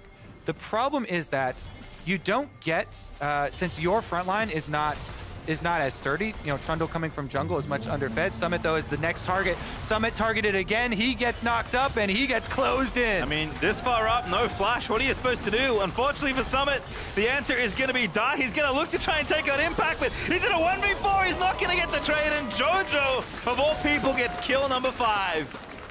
So he gets picked off again, and Cloud9, what do they get for it? Pastry time? Nothing. A big old goose egg here for Cloud9. Unable to punish anything because you would have to have other lanes pushed up to objectives to really make the most out of Summit drawing multiple members to that side lane. Because that did not happen, there is no real response here. And so it is just more gold positive plays on the side of EG, so carefully calculated from the Evo Geniuses. They saw the strategies that 100 Thieves exposed the entire league versus Cloud9. And I credit 100 Thieves with kind of the downfall of Cloud9 throughout this summer split, because you remember back to the story of this split, Cloud9 dominated. They were looking again like they were on a clear pathway to #1. Blabber playing out of his mind. Summit constantly dominating top lanes, huge top diffs every game. Berserker crushing team fights. And then the change happened. The mountain came. 100 Thieves crafted specifically their strategy versus Cloud9. They defeat them super weak. Cloud9 start dropping games. They defeat them again in playoffs. Cloud9 dropping down to the lower bracket. And everybody now trying to repeat. Oh, it's a painful Berserker. Wrong brush in that one there. Yeah, they have no control of the map. They've lost full control because EG focused so heavily on these early gold objectives and map control. Thank you, observers, for toggling the vision, because this is how dark and bleak it looks for Cloud9. The pick onto the Jinx means they've got no power for their team fight now. Fudge is trying to scale. He's got his Muramana completed, but his Ludens is not done. Summit, I think, just trying to be cheeky, but he's going to get somewhat punished. That Chaos Storm is a significant chunk of damage, even with only a couple ticks. And EG get what they really came for in this play, taking another tier 2 off the map, Kobe. 6 towers to 1. And a whole bunch of gold still in EG's favor. Yeah, and all this, it's also just so funny to me that all of these kills have gone into JoJo, and you're just like, where's our best possible area to funnel gold? Guess what? JoJo's getting all the last hits. This is a 6-kill Victor. And to our point earlier, if you're picking some champions that scale very well, like Victor, and you can focus on early gold objectives, then you just accelerate your scaling. You don't have to wait until late game. It's 20 minutes, and he's already a massive threat. 8 stacks on the Darksteel. The Void Staff is even completed, even if you want to build magic resistance. So it's just like, what are your answers? Because he develops what are your responses? Because JoJo's got the answers to even the magic resistance before you even build it. Makes the game very difficult. Okay, there for Cloud9 is some hope. The Ludens is now done for Fudge. So they can hope for their scaling threat of threading these rockets, into the backline. Even then, though, there's a big shield here coming from Karma. So it's so difficult for those rockets to really make the meaningful difference, because Impact also and Inspired on the front lines will be blocking them. Fudge, though, trying to do work. He has package. What an angle here. The on ulti. Devour from Isles does save Berserker for a while, but Danny's trying to chase someone who TP'd in. Trundle ulti pop. Fudge getting low though. Summit looking for the perfect flank. Dives on in, but it may be too deep. Blabber's going to join him, but Fudge can't go in there. Summit left completely alone by his team. And EG just waltz on through. It's Inspired going back through. There's the ulti finally. Perfect in the choke point. And Danny is going to free fire down Berserker. Somebody please give JoJo the last hit. And look at that, Kobe. 3 more kills for JoJo's Victor. JoJo, the rise of NA talent here. JoJo and Danny, the Bash brothers. Oh, Blabber might go for a suicide steal here. He's going on a one-way ticket, that's for sure. Intercepted by Impact, good catch. Danny is going to get blocked off by the pillar, but he's not going to out. stop He Zero got him from off long. Dragon and he's out. Fudge teleports in. They've actually delayed it. No vision to Fudge, not going to start chucking rockets just yet, but again, Cloud9 have the same thing they had last game. They desperately want this Dragon Soul, and they're going to do everything they can to try and get it, but EG are going to try and stop them. Yeah, I think they're going to commit everything. There's the Impact teleport. He doesn't have ultimate, though. The poke from JoJo is just too much for these carries. Everybody's back, Pastry. It's round 2, 5-on-5, all in. Yeah, but you ran out of ultis. That's a very nice ult from Berserker, though the Ludens isn't enough to get a splash kill. Inspired is trapped in the pit, gets rooted by a Chomper, but it's just going to be a steal, and there is no steal. Cloud9 commit everything, and they get what they want. They get the soul point. And as we alluded to, in this game, the Dragon Soul is more powerful for Cloud9 than in the previous game. They've got so many ways to make use of a Hextech Dragon. And Hextech Dragon Soul is more universally useful than the Ocean Soul. It's actually going to give a nice window for Cloud9 this time around if they can actually get it. Very big difference between the Soul and the 3 dragons, the Soul point here. So take another look at how it started, and you can kind of see what we're talking about with the Trundle ult goes on, and so you start to shred the front line, but then it's still very hard for them to commit. Because you look at that Chaos Storm. The Chaos Storm alone gets both Cloud9 carries out of the fight while the Cloud9 front line dives in. It is literally a JoJo diff there.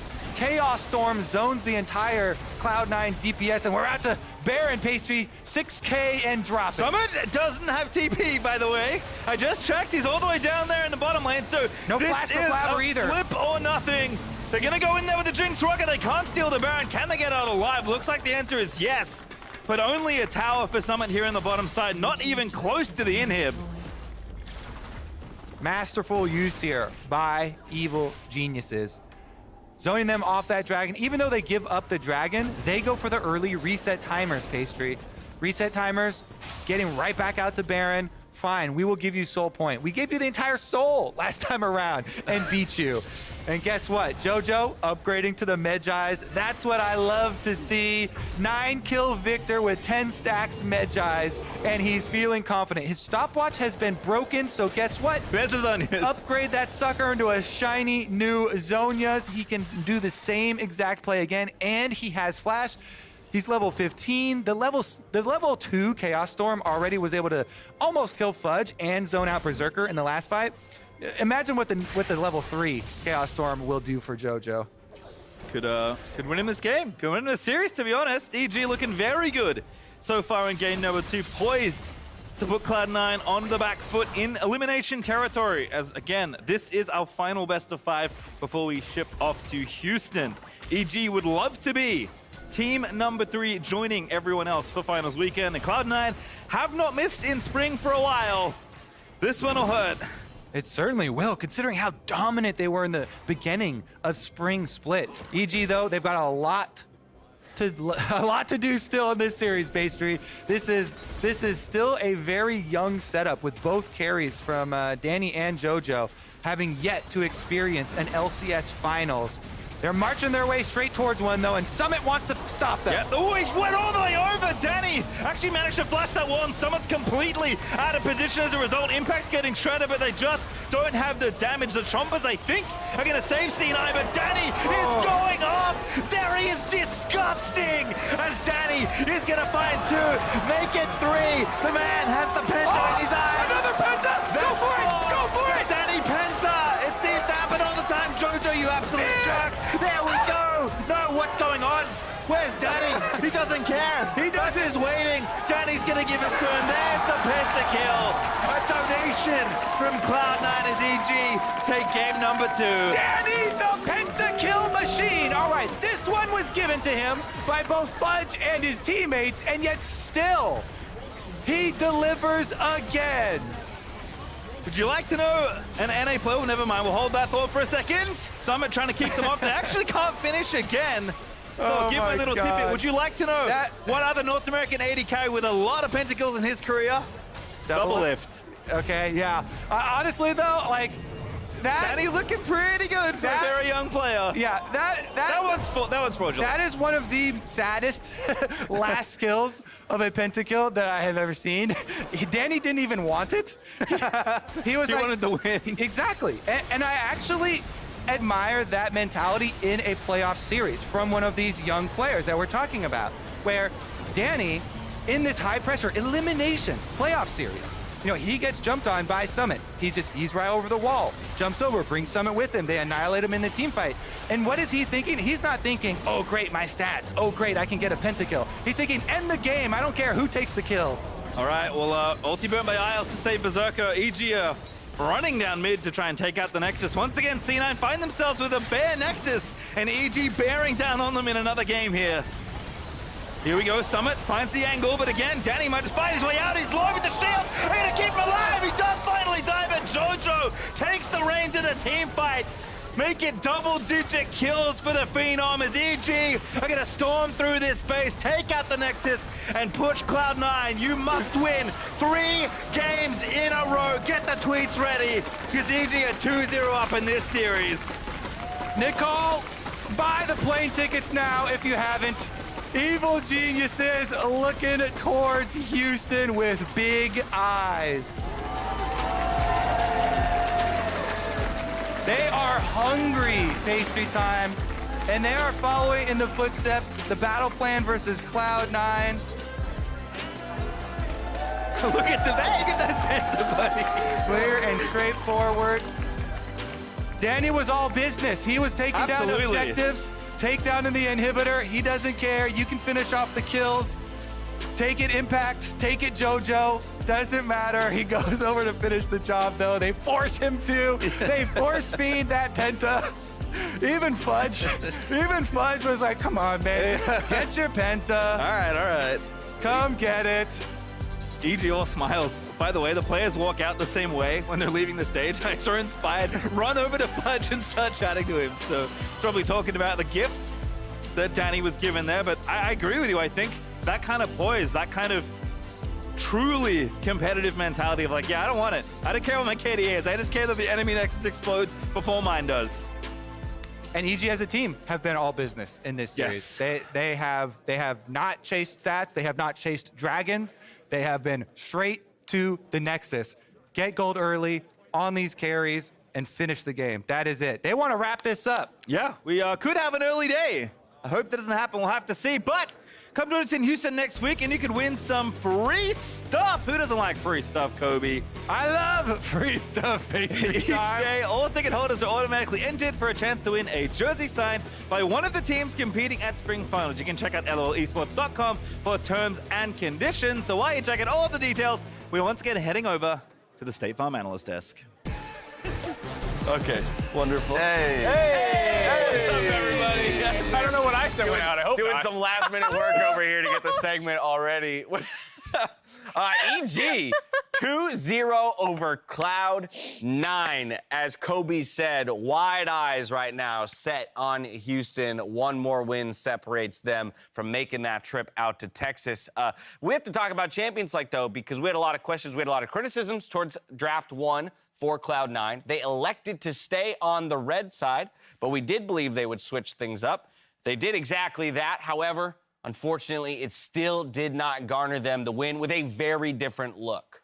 It's not like a terrible draft, I would say, in some regards. I like it. It's just not very Cloud9. Like, it's so defensive and reactive. It's double scaling marksman with the Jinx and Corki, and then Trundle and Tom Kench. It's just trying to get to late game team fights. The Camille is the kind of the X factor, but it doesn't have a dive buddy for team fights, so it's more of a 4-1 look, and not that many ways to really get it going against Ornn. And additionally, Summit Camille context, because we had a whole discussion about this off camera. I wouldn't say he's necessarily a Camille player. He picked it up more like last year. And in those scenarios, it was a lot of like dive buddies with Croco on Live Sandbox, right? Or like he's coming up to his lane and they're really hard focusing that lane so he gets insanely ahead, and then you just can't contest her insides, and she's really good into team fights. And that would, if they had played maybe more around it, it would have served them a little bit better, because what ended up happening is even when he was splitting off, their 4 was just getting absolutely shredded by EG. Yeah, interestingly enough, while it was one of his highest win rate champions last year, as you mentioned, he picked it a majority of the time blind in those cases. Here, as you mentioned, Mark, it was a reactive pick, but that's almost why I want to hold it to a higher standard. When you know what you're playing it into and you're going to go for it, you're putting a lot of eggs into this basket to say, hey, we're already down 1-0 in the series, and we're going to give you this champion in the top lane Summit to try and make something happen. And now you have fallen into reverse sweep territory. Yeah, I mean, obviously it didn't work out, but I think when you look at how this entire game went down, it was just a slaughter kind of top to bottom. And I mean, there was like one punch in the early game where they hit JoJo, and then after that, JoJo absolutely slaughtered Cloud9. He got up real angry from that day. It was just such a good game from not only just, you know, Vulcan and their bottom lane there and Danny, but also just Inspired. We were talking about yesterday how strong the J4 was, but like the security from J4 in a lot of these team fights, but then we go back to talking about Danny Zeri and how cracked he is on that pick. It's great to watch. Look at that Ornn. Ornn, you know? Hey, do you guys think Ornn's a good champ? We need more data. One more game maybe of data? One more game's worth of data to figure out whether or not Ornn's a flurry of wins. Good champion. This is where you see the Camille try to come into the fight, and JoJo actually has like a really good, you know, stopwatch, and then the back of this fight is just nuts. Yeah, I gotta say, like, the entirety of EG is playing so well. This is the Scrim EG we heard about all split long. They showed up in lock-in, they disappeared for a while, and now it feels like they're back because, as Raz was saying, everyone was playing well. Like, this was the highest impact Karma I think I've ever seen. Like, most Karma games, you're like, ooh, there's a nice shield, there's some poke in lane, but he was roaming mid, he was landing these tethers and stuff to accelerate that Victor. And that's why I'm glad Raz called out Inspired too, because I think a super important thing here was also that, you know, like Vulcan in the first game, he's detaching from Yuumi, partnering up with Inspired. In this game, we saw the Karma roaming around in tandem with Inspired, and that's just such a massive map pressure difference for EG. That's a climb. That's a clean gold grab. All the way Would up. you say it's a summit? Hey, bright shining light for Cloud9. What is it? Drake control. There it is. Yeah. This series, 100% on the Drakes. They got him. Let's see if we can turn that into a victory in game number 3. All this is saying is Drakes don't matter. They clearly don't, especially Ocean Drakes. Yeah, and here's the thing. A small point about the draft, once again, a real smart point for Evil Geniuses is that they're allowing themselves to get actually counter pick supports. That the engage is coming through elsewhere. This last game, it was the Nocturne, and of course they had Ornn in that one. This one, they already have J4. So multiple times in a row, it seems like what we were talking about with Isles, he's blind picking the Tahm Kench or some of those options. But now we've seen Vulcan on the Yuumi, the Karma, and it's really stopping the strategy of, Cloud9, where they're trying to play towards bot side a little bit, and they're just getting stuck. Emily, I want to talk about JoJo a bit because we always have questions about young players, rookies, stepping into best of fives as pressure ramps from series to series, yet he only seems to be getting better. Yeah, this man does not care. The pressure does not seem to get to him, and I think, like, having interviewed him and talked to him, he's so, like, nonchalant It's the face and of a casual killer right there. about his own play. He believes tremendously in his own two hands and, like, his own mechanics. He was so hyped up coming into the year, and he had like a little bit of a flop right after lock-in, and everyone was so quick to be like, this is the guy you were trying to hype up, like, this is NA's future, like, look at this idiot. And then like, hey, yeah, no, this is why he was getting hyped up. Like, now look at it. Yeah, getting hyped up, and rightfully so in this one. Of course, when it comes to delivering the win here in game number 2 for Evil Geniuses, this one was a bit of a tandem job. It was Danny on one side doing what he always seems to be able to do, find the quadras and even the pentas to boot, but not without a little bit of help from Fudge. There we go. Delivering that dub. Exactly, because if there's one person on this map that knows what his job is here, it's Fudge. If you count him up, how many pentas Danny's had in his short career, he's like, wait a minute, why not help a brother out and give him one more? Yeah, I mean, the team was letting him stay alive, so Fudge did the return and stayed alive and didn't go back to Fountain and gave the kill. No, but... It's so mean. No, it's not. He was in on the joke. It's not mean. He let it happen. All right, well, we're only 1 week away from the LCS Finals in Houston, and Grubhub doesn't want to let you miss out on the experience live. Use the code PLAYOFFSXP to win great prizes, including the Ultimate Prize Pack, which has the latest peripherals from Rockhat and tickets to watch the best teams in the LCS April 23rd and 24th live. Now, before the game, Grubhub will also be holding Feeding Frenzy at FanFest in NRG Stadium, featuring some of your favorite personalities like Tyler1, Doublelift, Meteos, and Cutie Cinderella. Do not miss it. Sounds good to me. You know what else you also don't want to miss? What do I want? Game number 3, right? Because one of two things is either going to happen. We're going to get the clean sweep from Evil Geniuses and this team that we've heard so much about from the scrim environment that to many looks like, or the pro players I mean, looks like the second best or best team in the league. We might actually get to see a little bit of that on the stage. Or we're going to get that first punch back from Cloud9 to try and execute the reverse sweep that we saw happen yesterday. I'm going to send Emily over to the telestrator because she's got the neatest handwriting. Is that why? That's absolutely. I'm not going to let you touch that thing. You don't trust my It's handwriting? going to be very illegible. I have great penmanship. Well, Thank you first very of much. all, as we've done, don't light our predictions out. Don't you do it. That's so rude. Whoa! Okay, well, we deserve it. They cannot be right. Oh, my goodness. We were so far from correct. A refresher on the old predictions. Both Emily and Mark went 3-2 for Evil Geniuses. Of course, that's still very possible, but I'm going to throw it to you two first. Do you want to change those score lines? Yeah, I want to go with Camp Bobching. Put me at 3-0, dude. Right. This is over. Dude, Mark's in on 30 it. and a handshake. 3-0, boom, up there with Bob Chin. All right, Emily, what about you? I'm gonna go 3-1. Like, I still think there's some Drake stacking issues. There's some, some neutral objective setup issues. Okay, so Emily's giving the next one to Cloud9, Yeah. but I'm going to come back to you on how it is that Cloud9 is going to get it. But Raz, where are you at, my friend? I know I flip-flopped yesterday. You did. I'm regretting it. Flip-flopped and flippity-flopped. But you flopped flip-flopped right back. back. Exactly. And I regret it because the reverse sweep happened. Yeah, if you'd stuck to your guns. I would have been on point for that one. You gonna stick to your guns? Well, you can't stick to your guns. Yeah. 3-1 is impossible. You can only say Cloud9, 3-2. but- You know what I'm gonna say? Yeah, you can say I'm gonna 3-2. say 3-1 Evil Geniuses. 3-1 Evil. So you're with Emily. I'm still with Emily on with Emily on this one. I think there's got to be a comeback game. Mark said something that really struck a chord with me earlier today in waiting room. What was it? It was something to the effect of ride or die. Yeah. I'm gonna ride or die with Mark.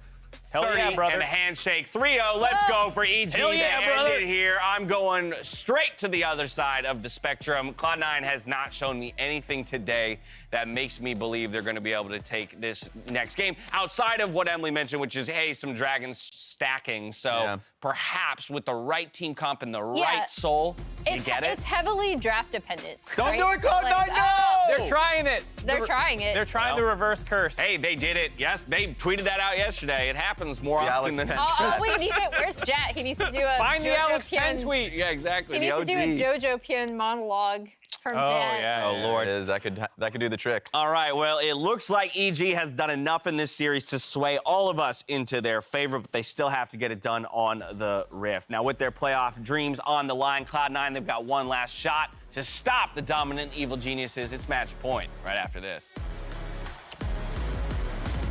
And EG just waltz on through. It's inspired, going back through. There's the ulti finally perfect in the choke point, and Danny is gonna free fire down Berserker. Somebody please give JoJo the last hit, and look at that, Kobe. 3 more kills for JoJo's Victor. Zeri is disgusting as Danny is gonna find 2, make it 3. The man has the penta in his eye. Another penta! Go for it! Go for it! Danny penta! It seems to happen all the time. JoJo, you absolute jerk! There we go! No, what's going on? Where's Danny? He doesn't care. He does his waiting. Danny's gonna give it to him. There's the pentakill. A donation from Cloud9 as EG take game number 2. Should I go with my main? Why not try something new? Something cheesy? No, something spicy. Just hurry up and pick your Grubhub order. Done. Champs like starting. Here we go. Let's go. Guys, we are in this. On time, lowest price, or we'll make it right. That's the Grubhub guarantee.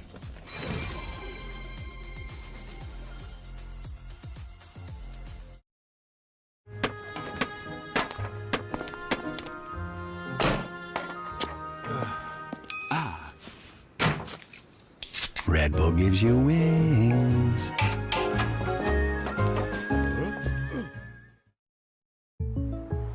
What is going on? I can't afford streaming anymore, so. Sure you can. State Farm has rates that fit your budget. Oh, good. Because some true crime would be nice. Like a good neighbor, State Farm is there. Call or click to get a quote today.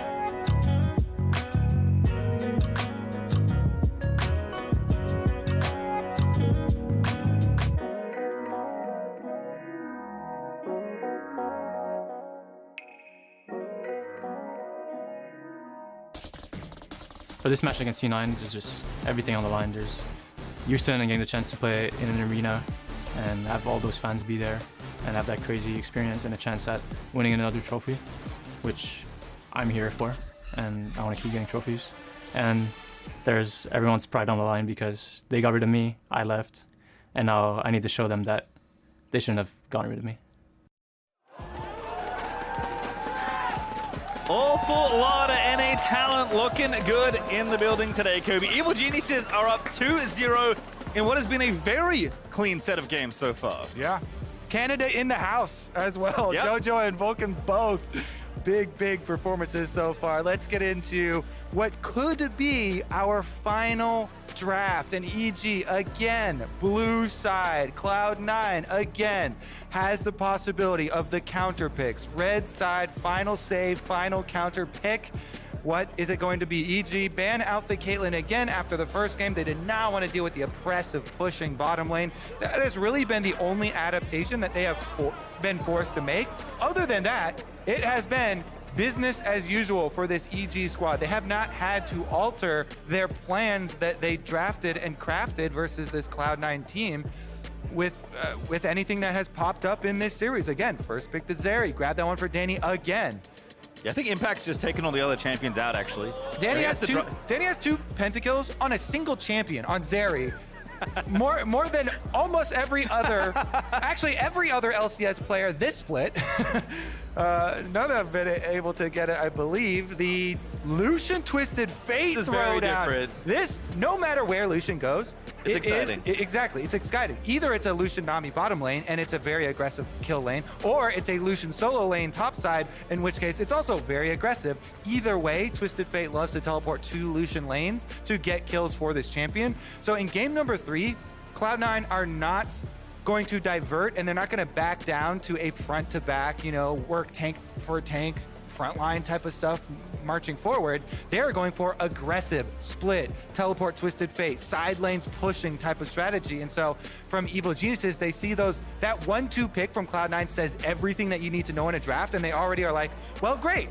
We will get, again, our map movement combo of Rise plus Nocturne, Realm Warp, and Paranoia. Two of the best at picking off if you're trying to play aggressive split sides of the map. And so EG, once again, they've already successfully used this, so it's going to be about execution. Cloud9 double down, they get that Nami, so it's the bottom side of the map.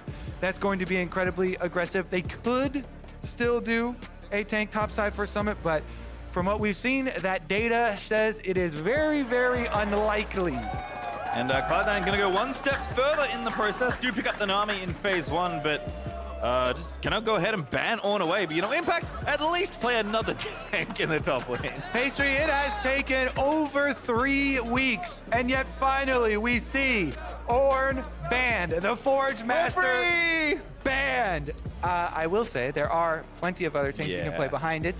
Scion, Malphite, those types of things are still very, very good tools if you want to commit to that style. I don't think that they will or have to from the side of EG. Definitely a lot of options still open. They're going to target jungle as Blabber has still not been able to lock in a pick. And for Nocturne actually doesn't have a lot of bad matchups. Some of the ones that can be annoying are some of the early game stomp champs that can interrupt his early clear and can affect the lanes. And so taking out the Volley Bear is pretty good.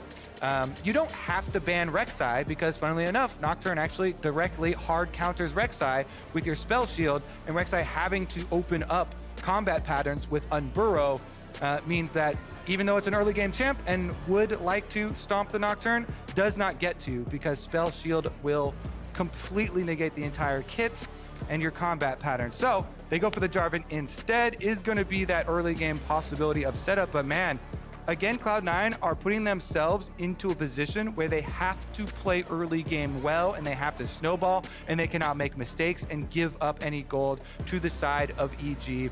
They do have fairly narrow win conditions. If you win with a team like this for Cloud9, though, it does look like a roll. It looks like a stomp because it is effective snowball early.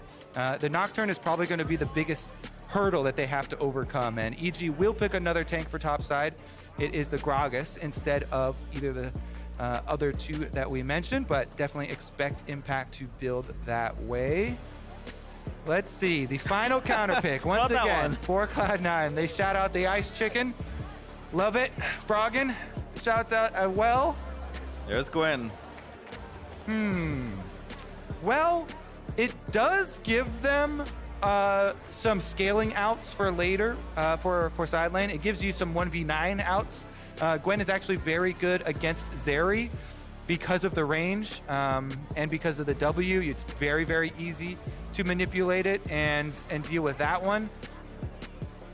I'm still up in the air on it. I feel like it does give them a decent amount of outs, gives them more AP damage as well to take some of the burden off of Berserker. You know, even though you're double AP solo lanes, Twisted Fate is mostly for the pick and setup, and it does give you another lane to threaten. Twisted Fate doesn't have to go bottom. Jarvan Twisted Fate can threaten both sides of the matchup. So Blabber and Fudge have one of the biggest goals of Cloud9 of this comp, and it is success of jungle mid means the success of the team, means the success of the side lane. If Jarvan Twisted Fate can find success, then they can roam that to both side lanes and come back in this series. Cloud9 are famous for cursing teams in reverse comebacks. They desperately need momentum, Kobe. Let's see if this is the comp that gets them there.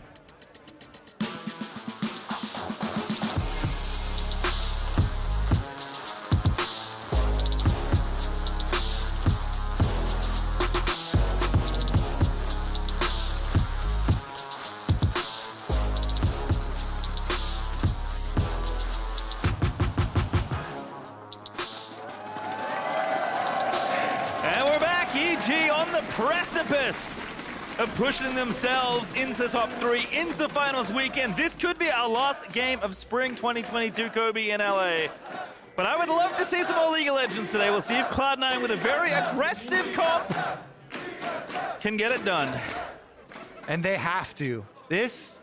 Every game from here on out is a split elimination game for Cloud9. Spring Split, which is traditionally the split of Cloud9, their biggest successes. And yet they are going to have to pull out all the stops now. Harden the mental, focus on this game one at a time. They have done it before. The history of this team, of this organization, even in the face of this young NA talent, of these heathens, they're gonna have to pull out all the stops. Cloud9, famous for making gauntlet runs, for making all of these unexpected successes in the face of doubt. And they're gonna have to do it 3 times in a row here versus Evil Geniuses. Summit once again is getting some info. Just trying to be a nuisance. It's gonna poke Impact here a little bit, but just gonna go to the lane now and make sure to join the wave in time. And Spired's going to be A-OK. Curious where the jungle pressure is going for Blabber. Obviously, Cloud9 drafted a lot more early game for themselves this time around. Jojo is going to eat a gank very early on, but that's a very nicely placed ward. Jarvan Twisted Fate, again, it is the crux of this team. They are not the ones that are going to carry late. They're the ones that are going to get this team comp their early game advantages and snowball them and get them to their win conditions for this series, for this match. So the early level 2 attempt from Blabber, not a surprise. Not a surprise to us, but also not a surprise to Jojo. Having warded out on that side, he saw it, they swept it, doesn't matter. And Summit, once again, this is why he keeps going for the level 1s to track Inspired. He knows Inspired is pathing away from him, so he goes for the aggressive trades, chasing down on Impact. He's Gwen with the Conquerors, trying to stack it up. Does get his lane push and his harassment done. Yeah, Impact, though, no stranger to Summit's Gwen, is navigating pretty nicely, even though Gwen will obviously have the early levels here up against the tank Gragas, and that's a lot of damage. And the goal of it for Summit is to whittle down on your resources so that he can get his recall off. Because you can see, Cookie and extra potion in the inventory here of Impact. He's trying to make Impact drink all of them. Whittle on through them, snip on through them, constantly keep up the pressure so that then Summit gets first move. And first move for top lane is actually very powerful. You can either get off your early base, or you can also return with deeper vision. Blabber, though, with the fight over the crab. Yeah, Battle Crab, good smite from Blabber, does secure it. Crabber number 1 down. Let's see about Crabber number 2. Blabber immediately transitioning back up to that top side of the map. Swing and a whiff. Perfect timing there for Summit. Takes the early recall, TP's back, wants to keep the tempo up nice and high.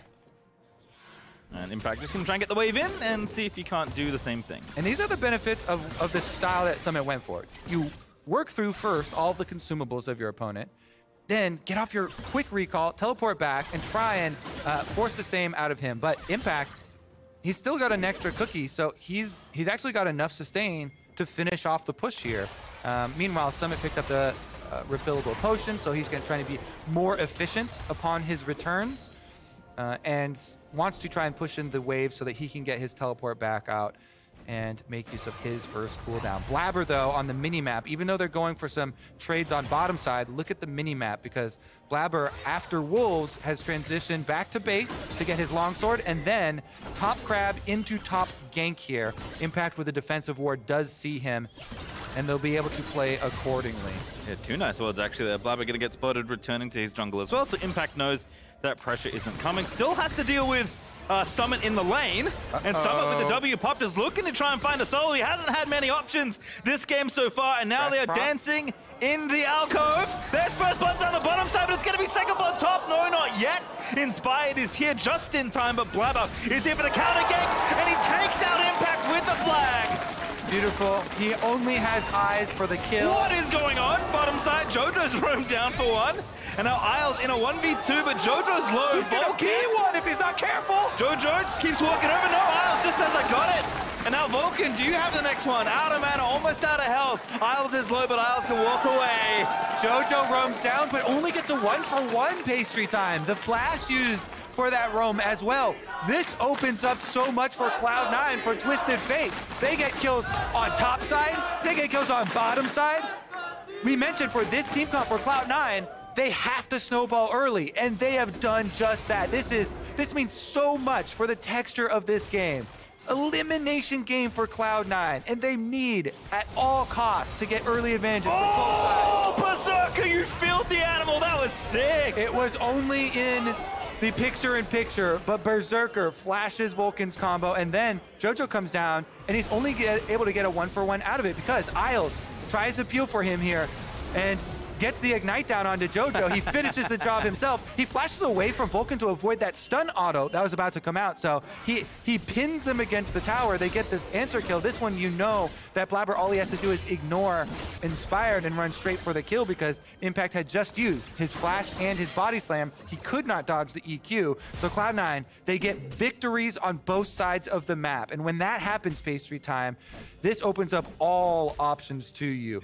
1.4 thousand FTX gold. Yeah, that's massive. Advantage for them. And Twisted Fate is online. Twisted Fate Ultimate is ready, and he's got flash advantage over the Rise. So the roams are in Cloud9's favor, and the early pushing is in their favor on both sides of the map. I'll just swap to Ignite as well, so he's ready to go join a party in either of the side lanes here, although about to get his party crashed.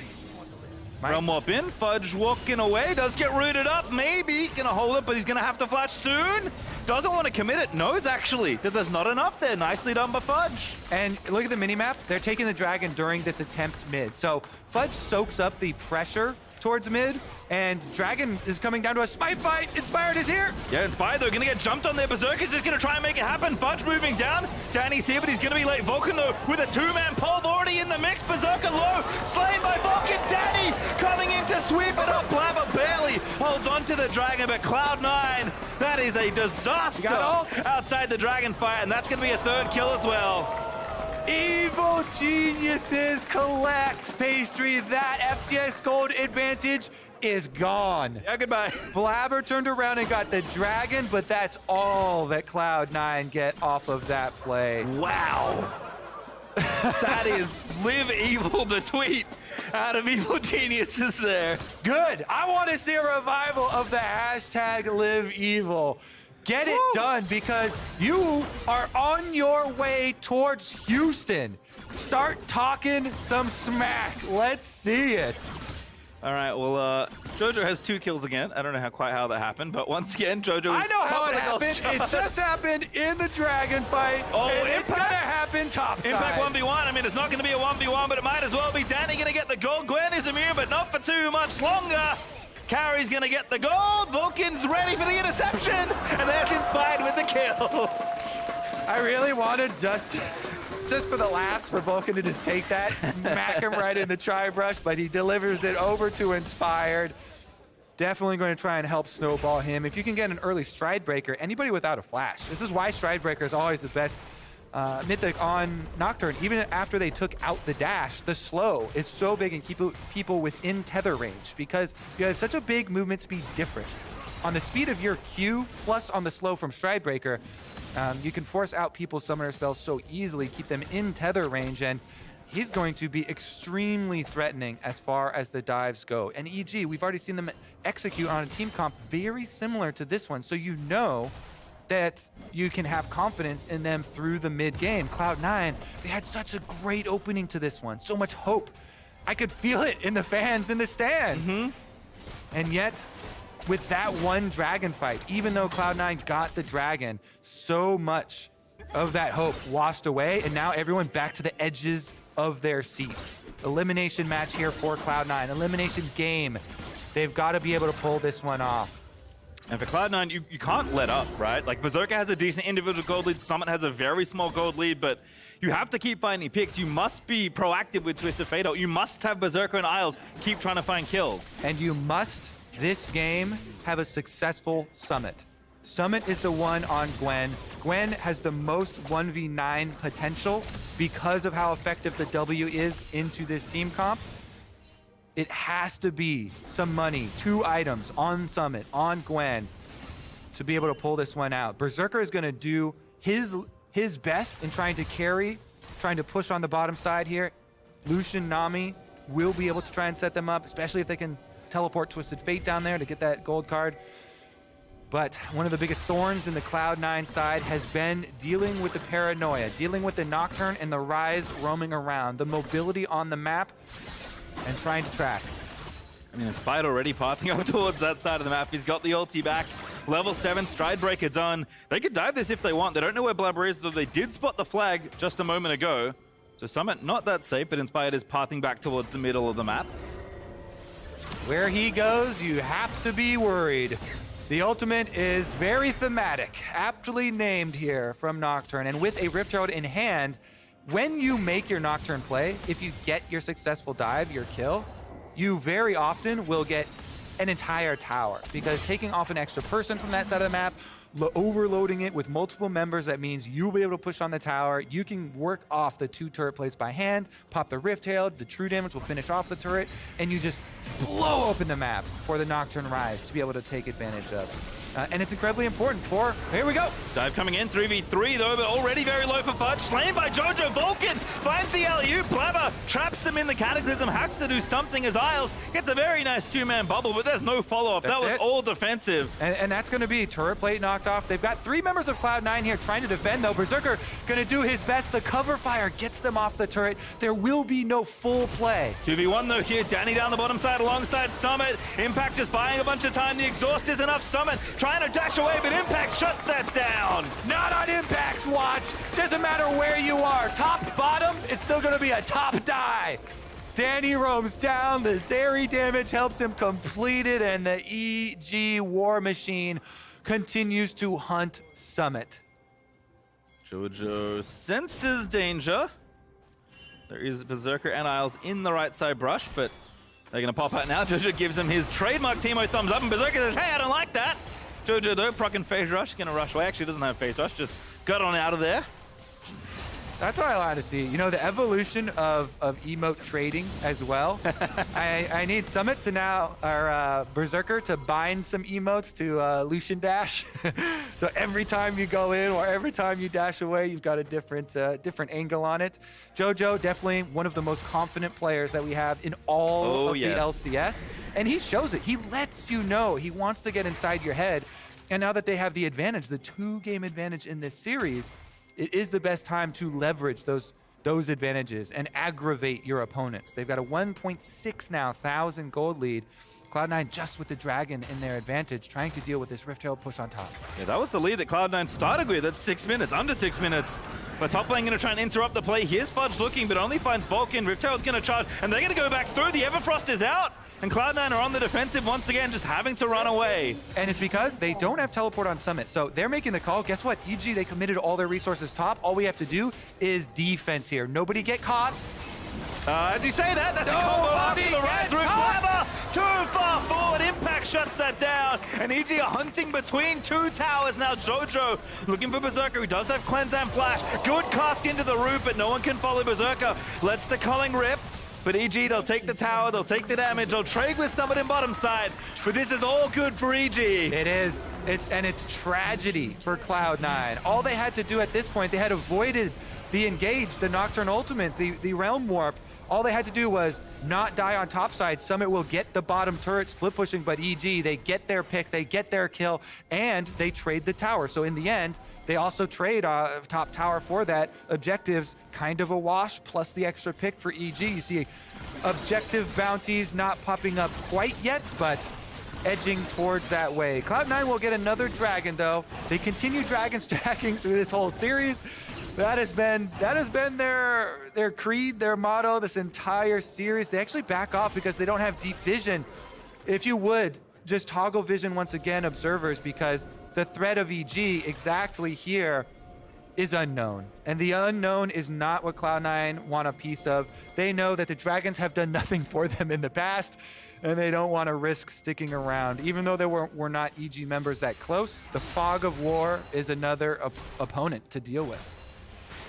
All right, well, Cloud9, seeing if they can find a way back in. Can they open up a side lane for Summit with Twisted Fate? Can they track Inspired, who's just been constantly ulting people on cooldown? Can they contain Danny? Can they contain Jojo, who's having a breakout playoff series? He has changed so much from the first games we saw from Jojo. It is incredible to watch the growth of a player that is very far from done showing his ceiling. Meanwhile, it's actually telling that EG, even when they have full control of the map, do not take the dragon. They let the Cloud Dragon sit. They will take your towers, they will take your gold before anything. The priority on dragons for EG is zero. Vulcan looking to set up the play on his own team, and Danny zooms on him from the side. Berserker's gonna get up, but Danny is flashing in. That's an arrow. Berserker is gonna put an end to that shenanigans. And now Summit's in here, Fudge TPing through. Everfrost finds the route. C9 need these picks, and they will find them. This is their moment. Cloud9 needed to get as much as they possibly can. When you are so far down in a series versus EG, you must strike. Summit battling Impact. Impact tanky, but not that tanky. Cloud9 though can't dive it.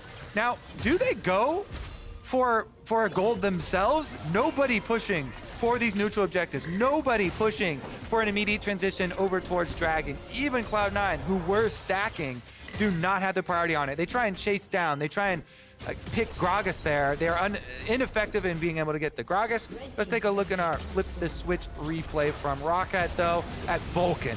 Straight up the middle. This is why we always prioritize Vulcan on engaged champs. That with the Nocturne does burn down the Lucian close to dying, but close is not enough. Berserker gets away and they punish Danny. He went all in, and this is the moment for Cloud9.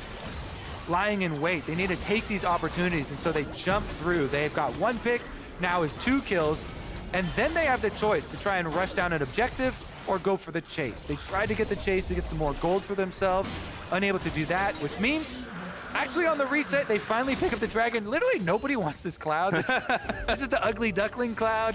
Cloud9 finally go over and get it, but EG are back to pushing waves here and back to pressuring towers. Top side, Danny's already up at it, dealing damage, getting minion waves, and continuing to close the loop. All right, well, signs of life for Cloud9, but they're going to need a lot more of that, a lot more picks, and EG are just not slowing down. Yes, they went a little too far in mid lane. Yes, we talked up the 2 young EG players, and they both died in the last play, but that does not stop them. In fact, double charge in mid lane does a ton to the mid lane inhibitor tower, so even more places of pressure for EG to play around. And it just makes so much sense why EG have stuck with this same game plan every single game.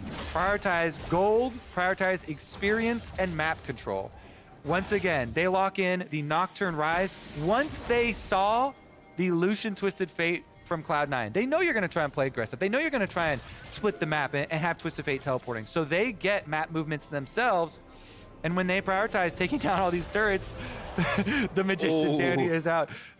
They can take advantage of it. This is why you get these towers down. That means Nocturne and Rise are that much more threatening. You have so much more power in inventory with your items completed. Anathema's Chain is done on Nocturne once again. Last time around, he had on Berserker. I'm assuming he will put it on either Berserker or Summit, probably Berserker again this time around. The tenacity reduction is actually really good for Nocturne because does also help out with the fear and everybody else on your team that's trying to dive that carry as well. So damage reduction as well as the tenacity increase really reduce the threat of the carries when you're a dive champion like that. Because the only drawback of Anathemas is that you do have to be within 700 range to get that tenacity reduction. Guess what? Nocturne does not have that problem. He's always diving in, will always be in range of those carries. So we'll always be able to get that extra effectiveness for you. Oh, very clinical here for EG, just playing to the TF right now. The Cloud9 are answering.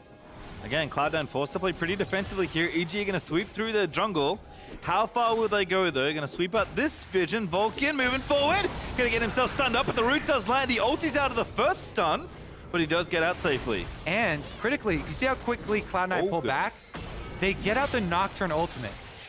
Vision denial and the possibility of that dive has been the biggest thing that they have tried to combat. Danny, over the wall, gets away from the exhaust, but Blabber is on his trail. There's a tower there as well. There's the gold card. Rapid fire just got finished with Fudge. Blabber's there. Danny's going to try and fight his way out, but he can't do it. Jojo, in the meantime, though, is going to take the tower that the Rift Tower charged on earlier. And this is the benefit of always pushing 3 lanes for EG. They get the inhibitor tower and bottom secondary here under attack from Impact and Jojo. They probably won't be able to finish it in time as there are hex gates on the map. They will indeed escape. Blabber takes out the control ward. Jojo gives a thumbs up on the exit. But TP committed for Cloud9. Ultimate from Twisted Fate committed for Cloud9 just to get 1 kill and still lose a tower in mid. I love the focus on pressure from Evil Geniuses. This whole series, they have constantly prioritized pushing out these waves, constantly pressuring towers, using teleports for these tempo plays to keep up the pace on your opponent so that every recall costs you something. If you go back to base, if you have 1 less person on the map, guess what? They're pushing harder. They're trying to expose you to more Nocturne ultimates split on these different lanes, or else you get what we just saw. If you're able to even effectively pick off one of the split pushers like Danny in the last case, then you lose out inhibitor turret and half of the HP of bottom turret. So EG, they create the scenarios where they still will get some reward even if one of their members gets picked off there. And Danny knowingly did not use any summoner spells in trying to escape. So he still has everything for the next pick that they make or the next team fight. Fudge even swapped to Cleanse here. Knows that he's vulnerable in the side lane here, just trying to catch the waves and push things out, get a little bit of pressure. There is a dragon up in 40 seconds. It would push Cloud9 to Soul Point once again this series. I think this one, since it's so easy for EG to set up, and the Hextech Dragons are much more valuable, and Hextech Soul is very valuable, so I would assume that this one, they would pick it up if EG do not actually contest them at it, but Cloud9 are running straight through. No vision, though. EG have done a nice job of blinding them of this portion of the river. Also, mid-out is still up and very healthy, so Cloud9 just have very little room to work with here. They're bald as 5. They can't really do any side lane pressure. Blabber's flag will spot a couple, but you got to fight front to back, and I'm not sure they want to, but you are going to be forced to. Ultimate goes in from Nocturne. They're after Summit, actually. Gwen Bubble goes up, but impacted to the backline, trying to make it happen. Jojo straight into the middle of the enemy team. Stasis is there. Vulcan finds the combo on the backline, but Blabber barely misses onto Jojo. And Danny, once again, is ripping through Cloud9. He's got himself a double. EG starting to sense it. Jojo on the line there. He survives. They're not done. Berserker with Nami trying to pull something out of a hat here for Danny, what a play. Ulti still ticking. Flashes past the CC, still queuing them. There's the stun, but they can't follow up, and Vulcan with the flank is finding another. Fudge is going to have to TP away, and EG going to go for Baron now. Hashtag live evil. They're headed for Houston pastry time. EG are putting Cloud9 in the dirt. What a difference in that fight. 2 Zhonyas. Jojo Pyun down to 50 HP. Also, Summit whittled down to 50 HP. And yet, on exit from the Zhonyas, Jojo survives, Summit does not. Let's take a look here. Right in on him. Inspired just dives right in with the spell shield, with the fear on top of Summit, chunks him down so low. And you see on the top side, the Gragas plus Rise engage keeps them all busy. Vulcan with the secondary engage onto Berserker. They denied so much damage possibility that Summit got whittled down. He got taken out on the other side. We're back out to live. Yeah, once again, looks like Summit is getting dove by Inspired. Summit's going to live to tell the tale this time. Stun lands onto Gragas. Not that tanky impact. It's going to be burst down. One more shot needed. Are you kidding me? They can't do it. Summit also chunked down so heavily. They both have Unleashed Teleports, though. Summit uses his first. Impact will get back to base. He will use his Unleashed Teleport to get right back out, too. They want to throw everything at this Soul Point. Got to get the Dragon. EG know it, though, and there's the TP ward is very nicely placed for Impact to return to the fight. Jojo gonna let it rip. Vulcan there in the front line, but the ulti is ticking. Danny on a rampage. Takes out the jungle, and now the Dragon's loose. Summit knocked around, but EG don't care about the objective. They want the kills. They want the gold. Danny gets a double. EG take the Dragon away. And that is basically putting to bed Cloud9's chances in this series. But Berserker in the brush is going to get one. But now feared up by Inspired. Now going to be killed off by Danny. Call it a triple kill because that's what it is. EG can seemingly do no wrong. And they're going to get a 4th kill as well. A 5th kill perhaps. Danny with the unofficial Penta. Not this time. Not only gets it. That's another unofficial Zeri Penta. And that is gonna be a Baron for Evil Geniuses. Wait, Blabber's back alive. Summit will be back alive. The contest is possible here for Cloud9. So EG opt to just take their entire jungle. Plenty of wards around here left for them to pick off too. The hope of the steal for Blabber is there. Jarvan can always blast cone in, can EQ in. EG aren't even gonna give them the possibility of a flip though. They'll just marginally increase their gold leads, take away the jungle, leave Cloud9 with nothing left to do. 6,200 now, the gold lead. EG go for their resets, and they refocus on pushing those minions out.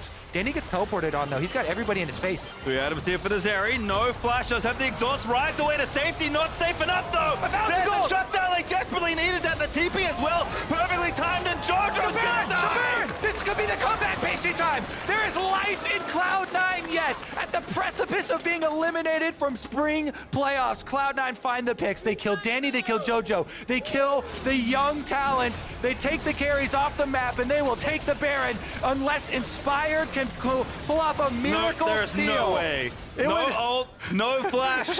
you cannot take this Baron as Inspired. They're trying to get something here with a top tower, but it might cost even Impact his life. Gragas is mobile, but Gragas will be pinned inside the enemy base. Can Cloud9 also chase down the Gragas? That would be a desynced death timer if they can find it. Cloud9, this would be a way to chain back their victories, but they can't close in Impact. So it is just the top tower. EG will get some gold in exchange for that Baron, but Cloud9 have life within them. They've got hope. They do, and Cloud9 desperately need that at this juncture. Berserker, 3 items done. Fudge, Zhonya's done now as well. And probably most importantly, Summit finally at the 2-item mark on this Gwen. And critically, he's got another carry to his back. Berserker, 3-item power spike here. He's got Mav Malmortius extra shield to help him with all of this magic damage. So as long as Inspired, who has been going on Summit, does not take down Berserker, then Berserker can be that extra threat that they need. Look at how safe they're playing. That was like everyone was there with the Baron up cannon. Cloud9's like, nope. Do you fault them? No, not at all. With what has happened this game, it is understandable. Realm Warp, Nocturne, Ultimate. Gragas has flash as well here for Impact. They are itching to make that play. Fudge with the first move. They know a recall just happened as well. Nocturne Ultimate down, huge for the team fight. No vision denial, no guaranteed dive. This will be Cloud9 getting more gold back. Yep, nice for Cloud9. Very patient there. Summit with the sweeper. Spotted Impact recalling because he knew he was in a brush, and he suddenly disappeared and Inspired. Burning the ulti gives Cloud9 the confidence to step forward and chip away at still a very significant gold lead out of Evil Geniuses. Breathe deep here for Cloud9. They're holding on. white-knuckling this series, white-knuckling playoffs right now with all of their strength. Evil Geniuses are still remaining calm, though, and this is such an important thing to see from a team that does have very young members. They also, though, supplemented those young members in the creation of this team, of this roster, with very, very, very veteran members. Impact on the team, always such a strong shot caller for every team he's ever been on, pulling Vulcan away from Cloud9, getting him the possibility of this vengeance match against his old organization. These are two of the best shot callers that we have in all of the LCS. And it shows in the demeanor of Evil Geniuses. Even when there is all this pressure, even when they are so close to finishing the game, they're always focusing on that next little advantage that they can get. Okay, they made a mistake. They gave up 2 kills and gave up Baron, but in that time, Impact was able to get back a single turret. It's those small things that you see in these big moments that mean the difference for a team that is really looking to win the LCS. Big grid checked over Cloud9 as Inspired's gonna ride on in. The engage looks good, but they're maybe gonna turn it back around. Jojo is very tanky, but Berserker is gonna cull most of his health, and Danny is on it once again. Fiber's gonna have to run. Summit as well, has the ghost, but doesn't pop it. Does get slow, but he should be okay. EG, though, setting up for this dragon, continuing to take things away from Cloud9. And this is a very low-value dragon, honestly. This is, okay, soul point for Cloud9, but it's 30 minutes into the game, so the soul doesn't come that quickly. I would not risk anyone's life for this dragon. However, it looks like we might have a full commitment. Ryze has Unleashed Teleport. He could flank right in front of him. Impact again, very scary here as the ulti as well. EG trying to move their way back in. Cloud9 have to navigate carefully. That's the route there from Jojo. Vulcan finds a double blabber. Gets in, gets out with the Cataclysm, and Cloud9 are going to be sent packing back to their Nexus. Summit finally dead. C9 with no health left to speak of, and EG, they're just going to keep on going, brute forcing through. That could be it. EG find 4 kills. That's going to be EG taking the dragon, and they will run rampant through Cloud9 space. Vulcan is on the hunt. Oh, it's a kill. Fudge does find one back, but Danny, no ulti active, doesn't go over, but Impact.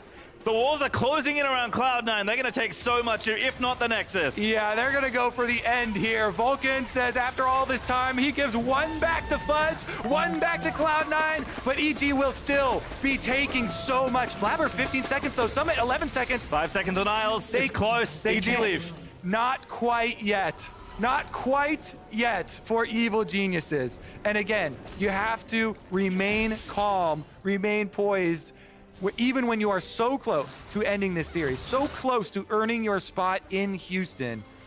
Evil Geniuses go for the reset. And I mean, look, you can see how important Danny is in this game. 10-4 on this series, massively scaled up. Even Inspired, who's now moonlighting as a YouTuber, has the notification bell ready to Mikhail's Danny out of trouble. I actually love it here. Full support of Nocturne. He's popping his ultimate over and over for cover, using the denial from the darkness to stop some plays. He is also not concerned with being the one to get any of these kills, not building any of the damage. You know, I love, supportive builds like this in pro play. In solo queue, I would never do this. Never, never, never. But because of how fed Danny is, okay, great. Get him a Mikhail's.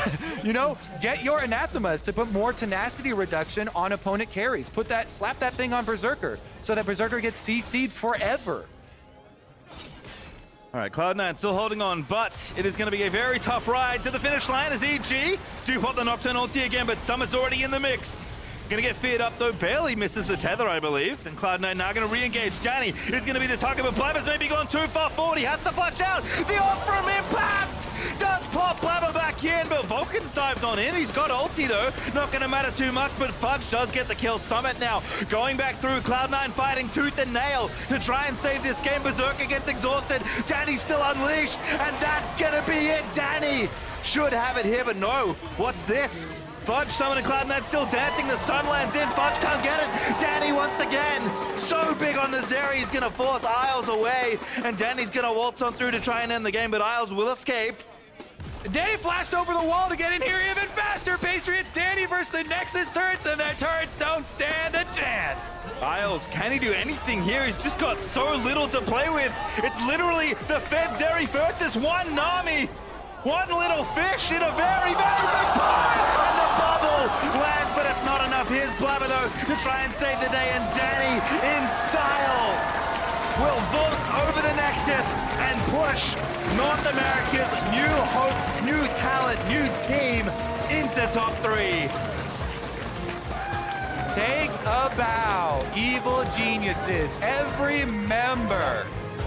3-0 with confidence. Danny getting cheers from the crowd. We question, how are the younger players going to deal with live crowds? Well, they love it, pastry time. That's how they deal with it. And guess what? There's going to be a bigger crowd waiting for you. The biggest, biggest in the history. You thought this was fun, Danny and JoJo, just you wait. Booking their tickets over, EG will finish at least top 3, but they have their eyes set on the organization's first trophy in the LCS. And what it would mean for evil geniuses. You know, we have talked about franchising and the success of 100 Thieves. And for EG to come in as another one of those franchise teams being formed, working diligently year after year here, split after split, trying to craft this combination of veteran players to lead the way for the next generation of the younger players, and to be able to make their way to Houston as well would be so big for the organization. Looking good. Cloud9, unfortunately, it was only sweeps in their playoff run. 3-0s or 0-3s, Cloud9 will bow out for the first time in a while here in Spring, but EG more than earned it this series, looking incredible. A team that had looked great in lock-in, right? And then looked a little shaky throughout the regular season. Everyone had the question, we know they're good, but can they put it together consistently? The answer after that series is a resounding yes, Kirby. Every team in the LCS this split, besides 100 Thieves, made big roster changes. So every team was projecting some sort of growth pattern, some sort of curve. Nobody knew how they were going to go. Everybody had their ups and downs. Everybody had their turns this split and their learning processes. And EG have come out ahead of the pack. Yeah. They are heading to Houston, and well-deserved. Congratulations. It'll be fun to see them on that stage, getting ready now as well for the interview. I'm looking back. After yesterday's interview, I'm ready for a banger. Yes. I'm ready for some spice. I believe we have a little bit of a delay while we wait for a player, but we'll get them on stage and get you to them as soon as we can. I think there's something you mentioned, though, feels so important to me. These young players stepping up when they see crowds for the first time, when the pressure gets on. Like the thing you always worry with talented young players is that you will fold under pressure. And the opposite has happened to JoJo and Danny, I'd say. Yeah, for sure. And honestly, too, the commitment to work ethic for both of them, from the very beginning, JoJo was one of the biggest grinders of Champions Queue, which I feel like is such an important factor.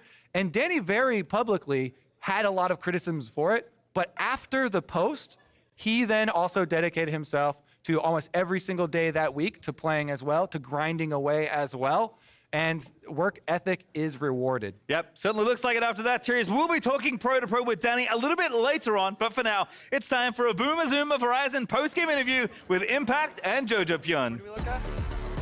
Listen. What up, everyone? Welcome to the Verizon post-game interview, officially dubbed the Boomer Zoomer interview that we have. Oh my goodness, though. So going into this, EG was unable to defeat Cloud9 in the regular season. Cloud9 3-0'd you last time you faced off in the playoffs, but today, such a sweep across the board. Impact, tell me about what the winning strategy was. Just camping Summit. I mean, I'm just joking, but I think we are improved that a lot better than regular season. I think we have played so much better of our team play-wise. That's why I thought we just easy win, you know. EG win through and through, game 1, 2, and 3. JoJo, you were looking really good throughout. Player of the series, in fact. Oh, really? Wow. Yeah. Okay. I know you had some words with Fudge going into this. Were you threatened at all by him based on his last performance? I mean, I never, like, how can I say? Let me think. Like, I don't think Fudge is that good at mid, but he beat me every single game. So I couldn't talk much trash because I'm like 0-3 against him in regular season, so I couldn't talk much. But now that we 3-0'd him, I think I can say now that I think he's not that good. So, and I'm pretty confident now. So there we go. Enough to send him back to top lane? We're sending him back to top lane. I think he's going back to top lane after this game, yeah. Speaking about top lane a bit more, you're just joking about facing off against Summit. Were you surprised, though, that Cloud9 continued to index into him with the picks they were bringing through? Because you were all able to shut him down. Well, I was surprised about they not picking Oden because, I mean, in the playoff, when played against GGS, I thought their priority was high over Oden. That's why I thought they should picking Oden, and they're not picking Oden, and okay, I'm doing that, and that's hard work. And I got surprised he played Camille or Gwen. It's not many people play Camille and Gwen that much.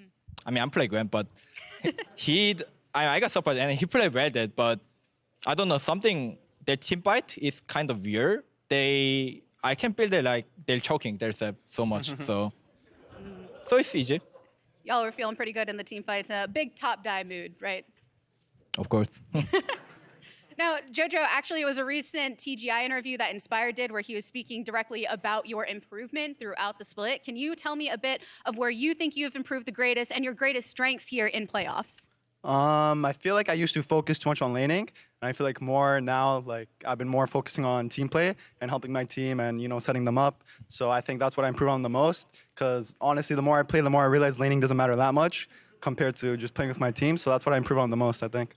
And playing as a team, all of EG, that means you have officially punched your ticket to go to Houston, get to be in front of that big old crowd. How do you feel about that impact, getting to return to such a venue? I mean, it's such a nice because we have been when we stage game, you know, like this, you know, with crowd. Now, how long? It started at the 2020, right? To no stage people, and yeah, I'm excited. I'm looking forward. Yeah. Yeah, I mean, it's great to have the fans because even we have like white noise in our headsets, so we can't hear the fans, and they even put it louder, but we can still hear the fans like screaming and cheering. So you know, it feels good. That distant EG. Any advice for the young gun who will be in front of that big crowd for the first time? Because you've got experience there. I mean, just enjoy game, you know. I mean, thanks to watching crowd people, but like. I always say that JoJo don't care that much. Just focus your play. That's better anyway. If you make the good play, anyway they like it. So I think he's gonna play well in the Houston. Focus on the play. It is a rematch though against Team Liquid. How is it gonna go this time around? I mean, I think we improved a lot since we versed TL, like a lot. So I think it'll go better than it went last time. I think we can beat them if we play how we played today. So I think we're pretty confident. Yeah. Well, everybody give it up. Thank you, Impact. Thank you, JoJo, for speaking with me. Congrats on the victory. It is time for us to hear from another young gun, though. We've got High standing on by with a pro-to-pro alongside Danny. Check it out. Hello, everyone. I have Danny here. First, I want to say congratulations on 3-0. I personally didn't predict that, so I apologize for that in advance. I predict you guys were going to lose, but you proved me wrong. So I actually have a few plays here, and I want to talk with you about it. I find your team fighting to be very fascinating. Here, for example, you're getting killed by Akali, and to run away from her, you jump into the entire enemy team. So can you tell me a bit about what goes on in your head during team fights, and in this team fight specifically, what you're trying to do? I can run it twice if you need to. Yeah, let me just look at it real quick. So here I'm just trying to just match with my team and like just get away from this Akali because she obviously has a lot of kill threat on me. So main idea is playing with my team and then also trying to escape. And then I also noticed I had my E, so I was like, let me just go over the wall with Flash and then E over. So it wasn't really in the team. I took a shock blast, but I got out really fast. Yeah, I gotcha. It's very fun to watch you take these team fights. So actually, I have another clip here that's about to play. If you take a look at it, you'll see really quick, I'll pull up the mini map so everyone can see that Dragon is spawning soon, and you'll see that your team actively makes a decision to not go towards it at all. And I'm wondering, does your team just not care about Dragon? And if so, why is that? You actively choose to go for towers and gold. Can you tell me a bit about that team decision? Yeah, okay. So for our champions, Victor and Zeri, I think they are very gold dependent. Like they scale really well with items. So instead of objectives, we just want to get as strong as we can before Instead of Dragon specific. Yeah. Because you guys go for towers or Herald. Yeah. Drag, so yeah. So we prioritize the tower gold, and then once we get maybe like 2 or 3 items, we feel confident to fight the soul point or the soul. Is that consistent regardless of what champion you play or what comp you have, or does that change depending on like your team comp? It might depend because some champions do better with gold and some champions don't, but it just depends on what kind of comp you have, what kind of champion for sure. Yeah, that was just our decision. Gotcha. So then in this third clip, I'm sure a lot of people are wondering what was going on here. Clearly, you guys destroyed this team fight. You played this extremely well, and you get a Quadra, and your entire team is pretty much sitting AFK at their Nexus. Can you tell me a bit about what's going on in comms here and how come you're not going for the Penta? At first I was like aiming for the Penta. Here I try to flash and he flashes away from me, then I kill Trundle. And then I obviously just like, he's not gonna give it to me, I'm just gonna go in the game, focus the mid inhib, and then push the wave. But they're like screaming to me like, hey, he's like giving you the Penta. And I'm like, oh wait, really?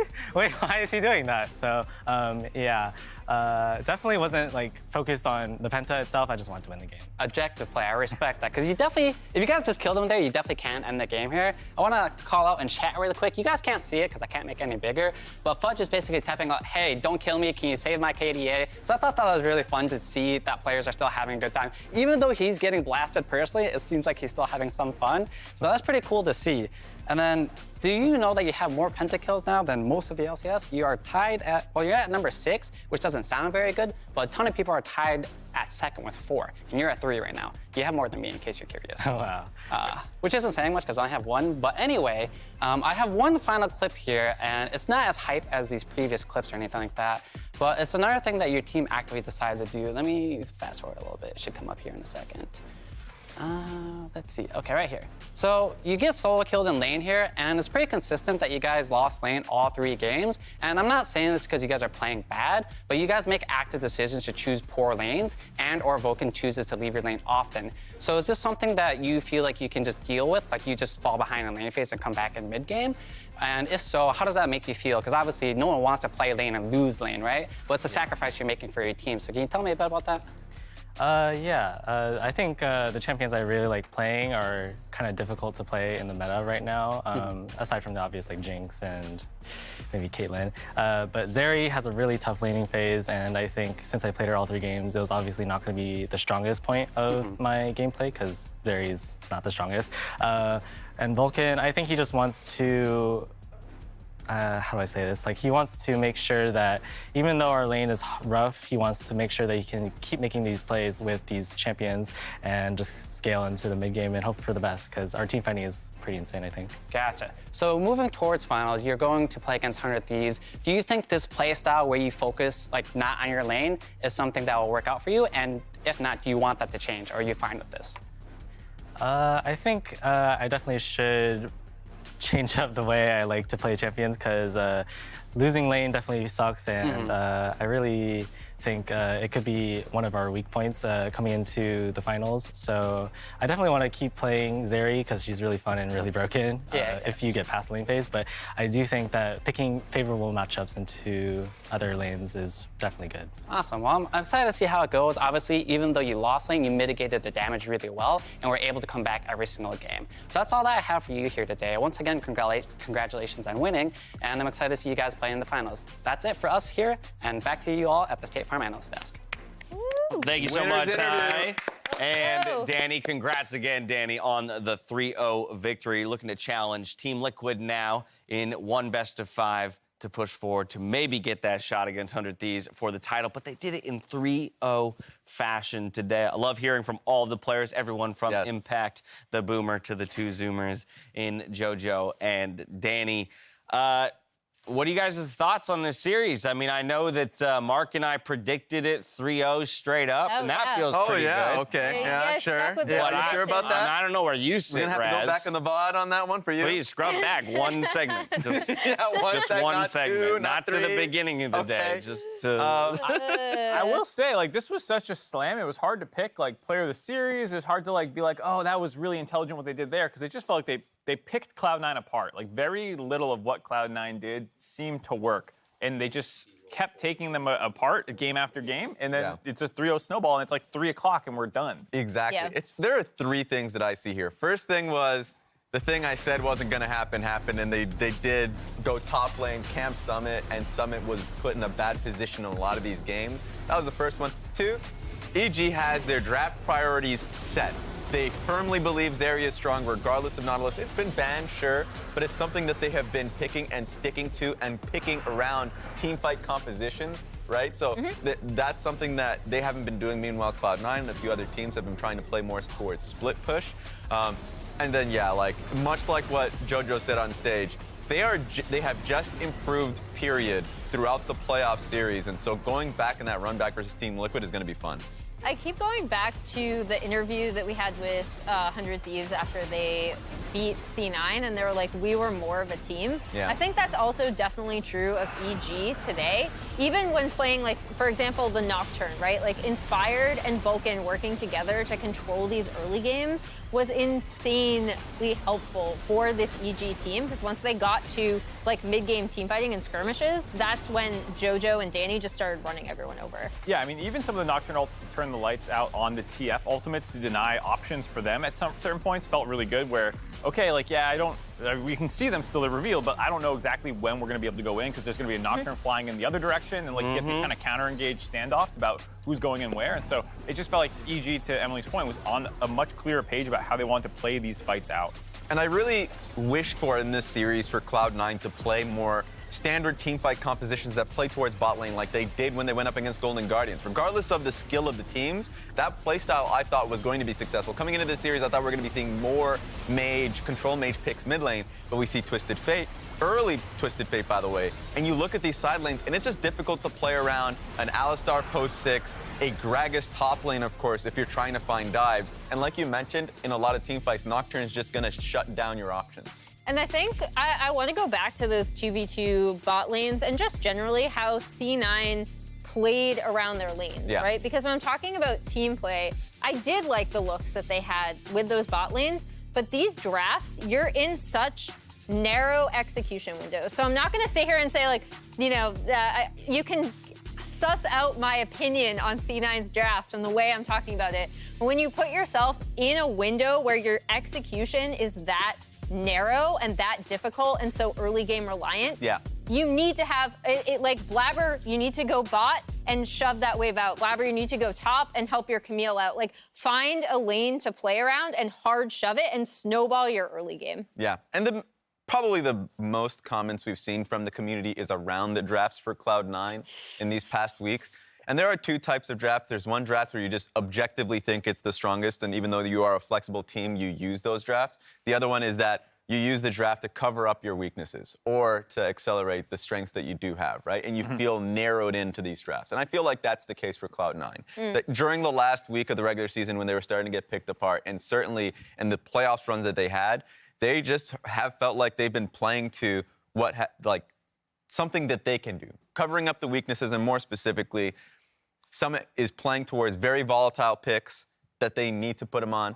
And a lot of those times, players who are just permanently volatile, we've seen this from previous splits, either be it the strongest of players in this region or some of our weaker ones, and you put them on weak side, it will be even worse.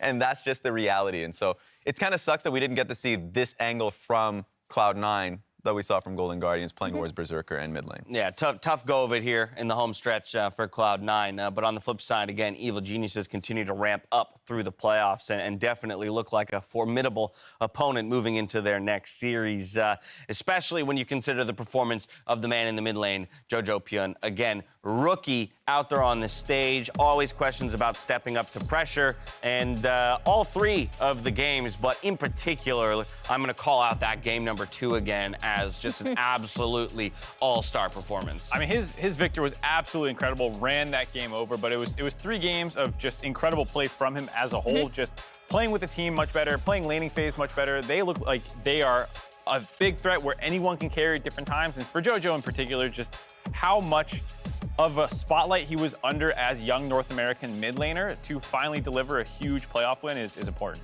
Yeah, I'm so happy for him, and also just like generally, people are so hypercritical of He tweets. Yes! Sick tweet, actually. Back at it again, guys. People are so hypercritical of young NA talent when they come up. And if they don't immediately like blow everyone out of the water, suddenly like they're just awful. And I'm Should have been an import. Yeah. effing sick of that. Yes. Like I'm so sick of it. Everyone, if you want North America to be better, you should be behind Jojo Pyun and his improvement. And I think the biggest thing, to Mark's point, was actually the way he teamed up with everyone else out of lane, because we already know he's a phenomenal laner. Yeah, and the mistakes that he made during the regular season, a lot of the times, were like learning mistakes. It's not like, oh, I'm playing too passively. I'm not really doing, so you're not really having any takeaways, right? He's making mistakes by playing fairly aggressively. People still recognize the early laning phase strengths that he had. And by the way, something I learned after this series, one lesson, one takeaway. Oh. It was in his interview that he was talking about. He's like, hey, I couldn't really talk because I was losing these games to Fudge earlier, but then he started to, talk smack again as they're taking their final, pictures. Now he's talking again because he feels confident around his team's success. He wants to talk smack. He just wants to be able to have the play back it up. Yeah. I was gonna say, I think he always wanted to talk. Yeah. I am so a fan of trash talk matter when it comes out. People are always like, trash talk before the games. I'm like, nah, I'll be a sore winner. I don't care. I got the dub. I support it. Trash talk whenever. Yep. Yeah. That's all I have, to say about that. Just be a good sportsman on both ends of it, right? I think that there's still that element of it, and I think everybody has been in this scenario, but I love the confidence that this is instilled in him. I love that he's already set his sights on a target that is that much higher in, the winningest mid laner we've ever had in the LCS for his next series. Yeah, a target that's eluded him throughout the split, because we talked about how Evil Geniuses hadn't been able to beat the top Teams above him. teams in the split. And so for him, he was aiming to beat Fudge because of how he felt like he was the better player, but didn't get that opportunity. Now it's Bjergsen time. All right, good on Evil Geniuses, but as we've been doing all postseason long here in the LCS, we have to say goodbye to the teams that we have lost along the way, so it's time to pour one out for Cloud9. But I had a thought. I thought it didn't feel right to pour only one out for Cloud9. Okay. I felt we had to pour out as many as there were versions of the team. I like if that makes sense to you, because this split, it feels like we lost maybe 4 or 5 different versions. So I'm going to try something that's very dangerous. Oh, God. Here we go, All right, Cloud9. Here's to you and giving us a very exciting split. So there's the LS version. Yep. Yeah, what There's are the other the versions? lock-in version, the regular season version with Winsome, and now the playoff And then the version. Isles. Yeah. So that's 4. Yeah. All right. There you go. Yeah. Four Red Bulls, 4 versions of Cloud9. Gone but not forgotten. Oh, but also, I've just received word that we're not the only people paying our respects to Cloud9. Vulcan himself pouring one out. GG's Cloud9, they're a really good team. Strong top laner, insane jungler, always reliable mid, mechanically talented ADC. If only they had a top-tier native support to top it all off. You know he had to get the final dig in there, and rightfully so. He got that one in the draft. Gotta feel good to get that bit of revenge, but I also do appreciate the respect that he lays to, the talent that exists on the Cloud9 roster. He was feeling himself on Alistar. And that. Oh, yeah. Well, first of all, A little hyphy, a he's couple moments. He's a known, like ridiculously good Alistar player. For, I mean, you should know if you've watched LCS. But I love that he was just, going in. Couple oopsie Very, moments very there, hypey. but I mean, it didn't cost his team anything. They were too far He ahead. also As I was reading that. Man too. Yeah. As I was reading that, I was like, oh, wait, he got me in the first half. I was like, how is this trash talking? Oh, wait a minute.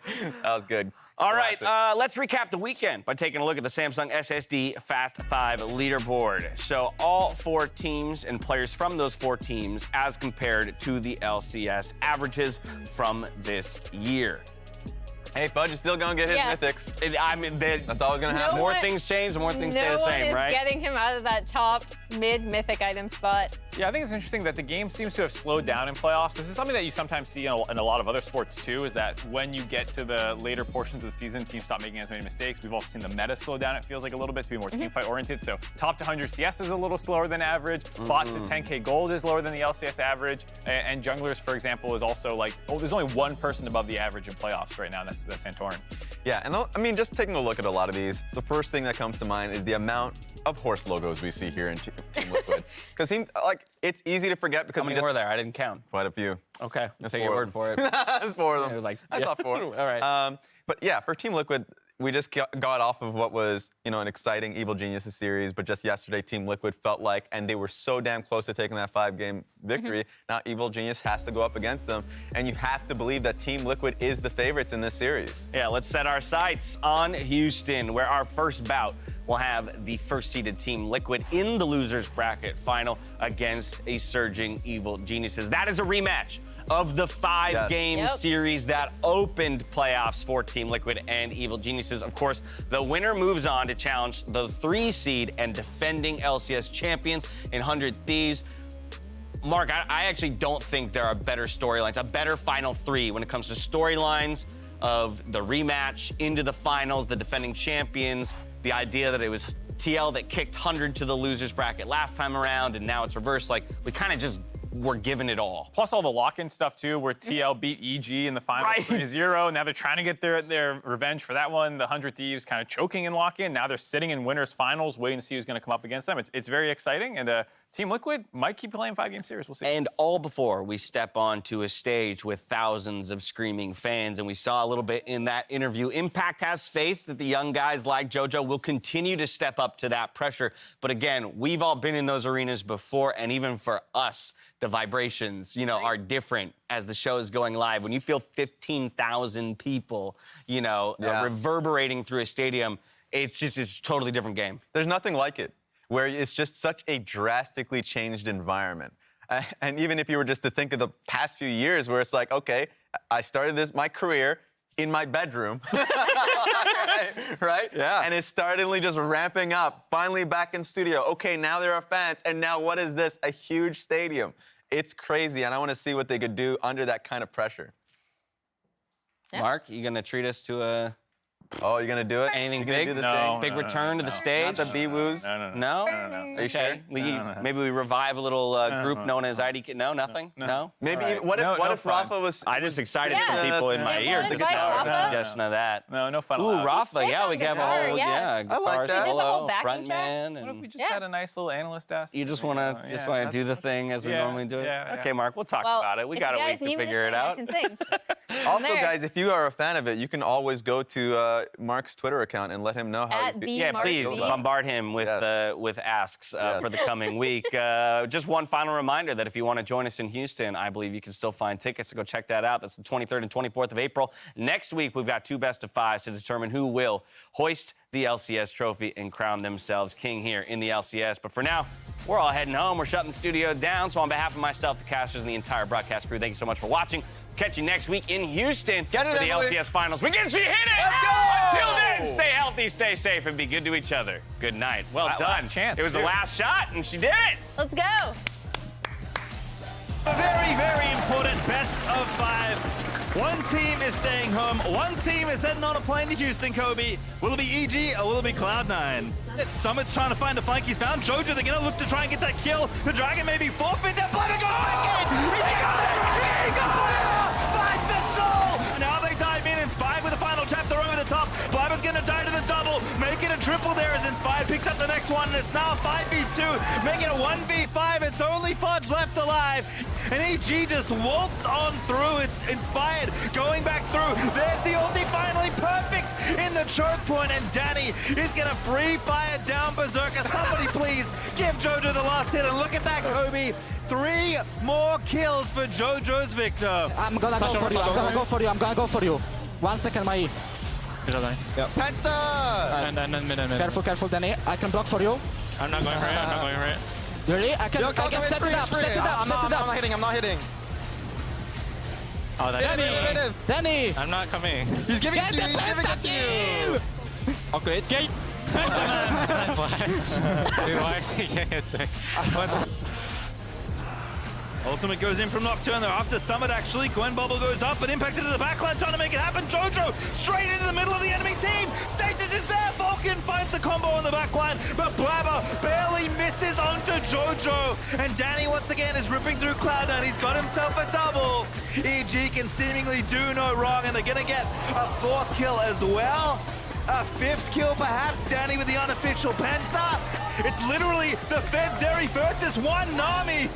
One little fish in a very, very big pond. And the bubble lands, but it's not enough. Here's Blabber, though. to try and save the day, and Danny, in style, will vault over the Nexus and push North America's new hope, new talent, new team into top 3.